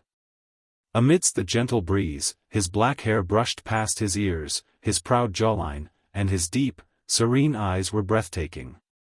His thin lips gently curved into a charming arc. Mu Yaja gently reached out to her and opened his palm. He raised his eyebrows slightly and gave her a silent invitation with his eyes. She raised her hand and placed it in his palm. Suddenly, her breathing became tight. Yunshirshir couldn't believe that everything in front of her was real. So much so that she asked a silly question at this romantic moment. Mu Yaja, she looked up and her eyes flashed. Is it really you? What answered her was the man's powerful palm. He held her hand and took the opportunity to pull her into his embrace. Yunshirshir was caught off guard and fell into his embrace. Her swaying body was supported by his strong arms. She raised her head and looked into the man's deep and doting eyes. Little fool, it's me. Little fool, it's me. This intimate and affectionate form of address made her slightly startled. Just a few hours ago, Hua Jin had called her that. She felt impatient and didn't like him calling her that. However, when Mu Yaja called her little idiot, it actually made her feel a trace of warmth and sweetness in her heart. Yunshirshir still couldn't believe everything in front of her eyes. She was afraid that in the blink of an eye, she would wake up from her dream. When she woke up, she would still be on set, sitting in a deserted hotel. She couldn't help but stretch out her arm and gently wrap it around his waist, greedily longing for this moment. Behind them, the Ferris wheel stopped. Mu Yaja grabbed her chin and dotted her lips. He asked gently, "Do you like the Ferris wheel?" Yunshirshir nodded and pursed her lips into a smile. "I like it. Do you want to sit?" "Yes." Mu Yaja smiled and held her hand as they boarded the Ferris wheel. There were only two of them on the huge Ferris wheel. Chapter 16:16. As the Ferris wheel slowly rose into the air, the spectacular scenery of Fairy Tale Valley could be seen. The two of them sat in the spacious cabin, and Yunshirshir looked very surprised. "Mu Yaja, did you prepare all these?" Mu Yaja saw her childlike expression and couldn't help but laugh. "Is this your first time?" "Yes." Yunshirshir's expression changed slightly, and she looked a little lonely. She pursed her lips dejectedly. "This is my first time. I've never had the chance to sit here before. It's rare to come to a place like an amusement park." He leaned back gracefully. "Do you like it?"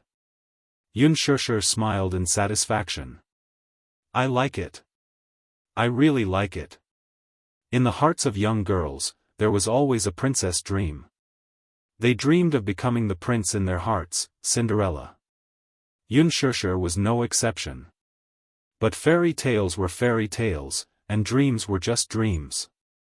That crystal carriage is really beautiful, just like in fairy tales. Have you seen Cinderella before? No, the carriage in Cinderella is a carriage made from a pumpkin by the fairy godmother. Mu Yaja merely watched her gesticulate excitedly without saying a word. Yunshirshir said longingly, "When I was young, I also dreamed that when night fell and the Ferris wheel rose to the peak, I would be able to see the beautiful starry sky with my beloved prince." She was too embarrassed to say what she wanted to say next. When the Ferris wheel rose to the sky, fireworks would be dazzling in the starry sky, and the prince would take out a beautiful diamond ring, propose to her, and kiss her in the beautiful night. She only hid these beautiful fantasies in her diary. She smiled embarrassedly. This dream must be very silly, right? I think so too. Mu Yaja's lips curled into a smile as he lowered his head to light a cigarette. Holding the cigarette between his lips and smiling eyes, he actually made her heart palpitate with excitement. Yunshirshi's cheeks burned strangely. She turned her face away guiltily, but secretly glanced at him from the corner of her eyes. Usually, he liked to wear black shirts, but today, he was wearing a noble suit and looked very handsome. So much so that she was embarrassed to look him in the eye. Mu Yaja leaned back in his seat. His fair and flawless skin, his gentle gaze, and his thick and long eyelashes intertwined with each other. There was a faint dimple at the corner of his lips. When he smiled, it was very beautiful, revealing a trace of freshness and purity. It was the complete opposite of his expressionless face, making people involuntarily want to get close to him. She didn't know why, but she didn't like men who smoked, yet she didn't dislike him. She was even a little obsessed with how he looked when he smoked. Yunshirshir stared blankly and couldn't help but curve her lips. Mu Yaja suddenly raised his eyes and looked at her calmly. Yunshirshir was startled. She turned her head abruptly, only to find that the Ferris wheel had already risen to the highest point. She stood up excitedly and leaned against the windowsill. She looked up at the starry sky and held her face in her hands in amazement. It's so beautiful. Yunshirshir smiled happily like a child. Mu Yaja took a deep puff of his cigarette and put it out. He got up casually and slowly approached her from behind. Aware of the movement behind her, Yunshirshir smiled and turned her face. Suddenly, her chin was gently lifted by slender fingers. Chapter 16-17. Mu Yaja's perfect, handsome face inched closer to hers. His thin, moist lips gently covered the corner of her lips. The faint smell of tobacco permeated between his lips and teeth. Together with his unique fragrance, it refreshed her heart and mind. Yunshirshir was stunned. Her eyes suddenly widened and she furrowed her brows in disbelief. Mu Yaja covered her eyes in dissatisfaction and gently lowered his eyelids. She tossed and turned in his soft kiss. His deep affection for her, which seeped into her bones, made her heart pound like thunder for a moment. Outside the window, the moonlight flowed gently and the mottled shadows of the stars contrasted with the white light. His face seemed to be plated with a layer of moonlight, making his skin look even more jade-like. Through the gaps between her fingers, Yunshirshir carefully opened her eyes. Mu Yaja's beautiful face was faintly discernible. The Ferris wheel slowly rotated, and she slowly closed her eyes. Mu Yaja imprisoned her in front of his chest. He lifted her chin with one hand and stroked the soft hair by the side of her face with the other. The tip of his tongue gently hooked into the gap between her lips and her pearly white teeth. The tips of their tongues seemed to touch each other. Yunshirshir's cheeks suddenly flushed red and her hands moved restlessly in front of his chest. She seemed to be a little nervous. She suddenly felt, the scene in front of her was extremely familiar. Where had she seen it before? Yunshirshir was a little confused but she couldn't pinpoint what was wrong. Mu Yaja comfortingly grabbed her wrist and slowly moved it to his waist. Thus, she obediently wrapped her arms around his waist. Their fingers interlocked, but her knuckles were white from nervousness. A bunch of fireworks suddenly rose in the sky and bloomed beautifully. Mu Yaja lifted his head. Yunshirshir lowered her head shyly and bit her lip hard. He smiled and lifted her chin, giving her a light peck on the lips. Shirshir, marry me, Mu Yaja's voice was slightly deep as he slowly said those words. He raised his eyebrows and gazed at her face gently. Shirshir, marry me, those words sounded so pleasant when he said them in such a mellow and magnetic voice. His large palm grabbed her hand. Immediately after, a circle of coldness stuck to her ring finger and slid down to the base of her finger. Yunshirshi's heart seemed to have skipped a beat and her eyes kept widening. His sudden proposal caught her off guard. So much so that after Mu Yaja said that sentence, her mind seemed to explode violently. White light flashed and it was as if she was flying to the clouds. Happiness came too suddenly. Caught off guard, she was stunned by the surprise that fell from the sky. Marry me, okay? Mu Yaja's devilish lips curled into a doting smile. Let's be together forever, okay? Sure. He stopped her from continuing. Let me finish. She pursed her lips and held her breath, wondering what he was going to say next. I swear, Mu Yaja took a deep breath and lowered his head. He touched the tip of her nose and rubbed it intimately. When he opened his eyes again, his gaze was deep. I'll use my life to dote on you and protect you. Yunshirshi's red lips trembled slightly. She could not help but feel like crying because of him. I'll dote on you forever. Are you willing to be my little princess forever? Behind him, a bunch of fireworks rose and bloomed beautifully in the sky. Mu Yaja held her hand gracefully. Yunshirshi's gaze fell on her ring finger. Chapter 16-18. It was a 1-carat pink diamond ring, exquisite and luxurious. Yunshirsha recognized it at a glance.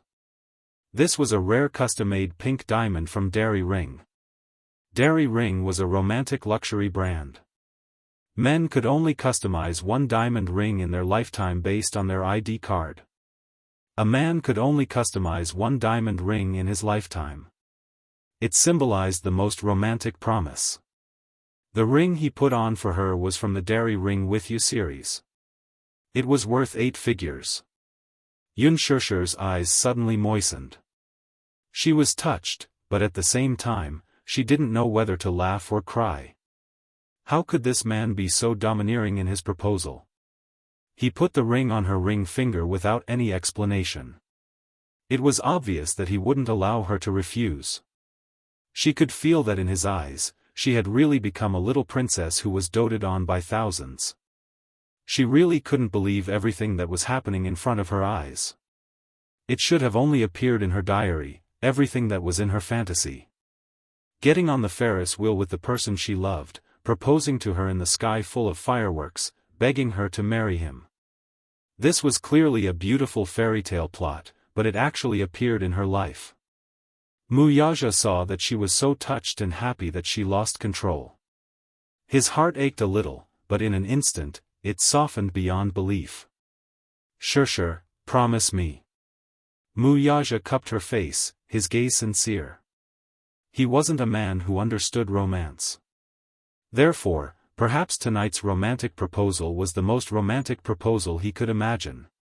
In business, he had always been cold, decisive, and wise. However, he had always been lacking in romance cells. Therefore, perhaps in her eyes, even a proposal seemed so domineering that she couldn't refuse. However, he really wanted to protect her for the rest of her life. He had prepared for this proposal for a long time. Everything was done by him personally, all for the sake of giving her a dreamy surprise on this day. Perhaps in the past, he also couldn't believe that he would secretly spend so much effort for a woman, just for a proposal.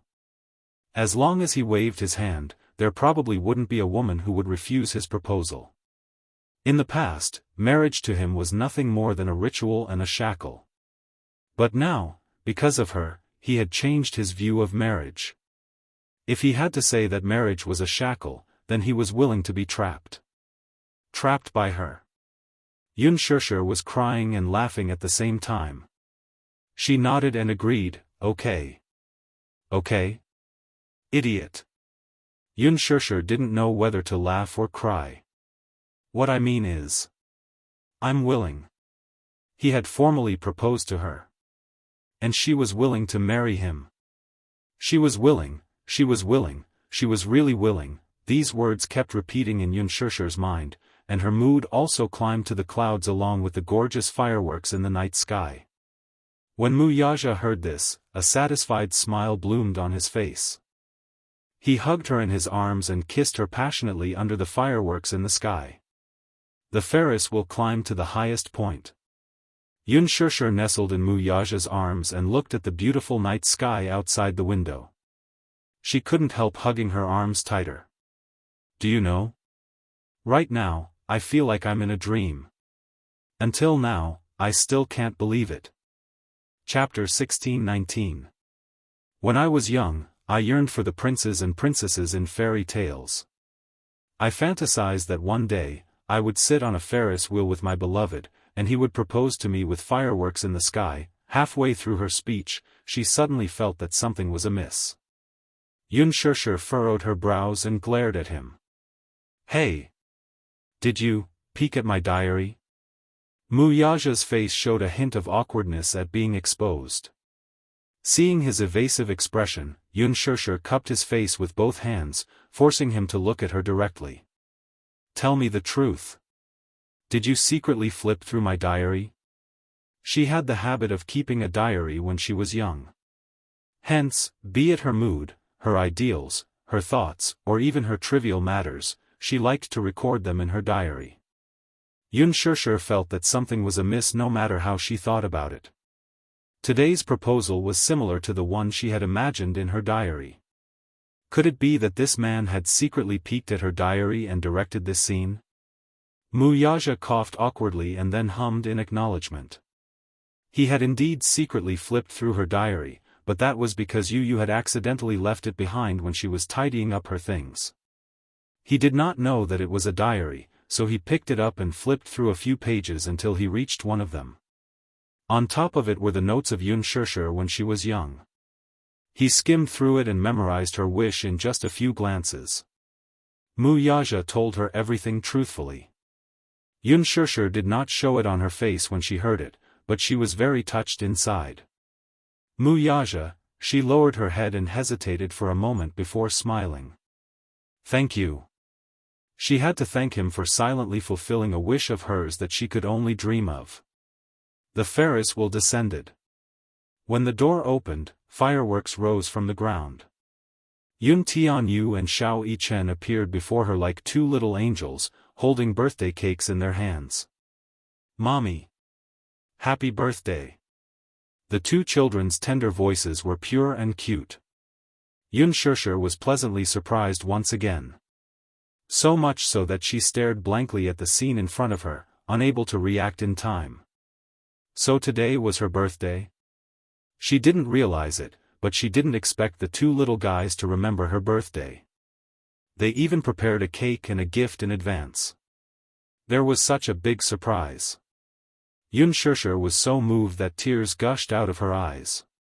She had been on set for so long and had been separated from the two little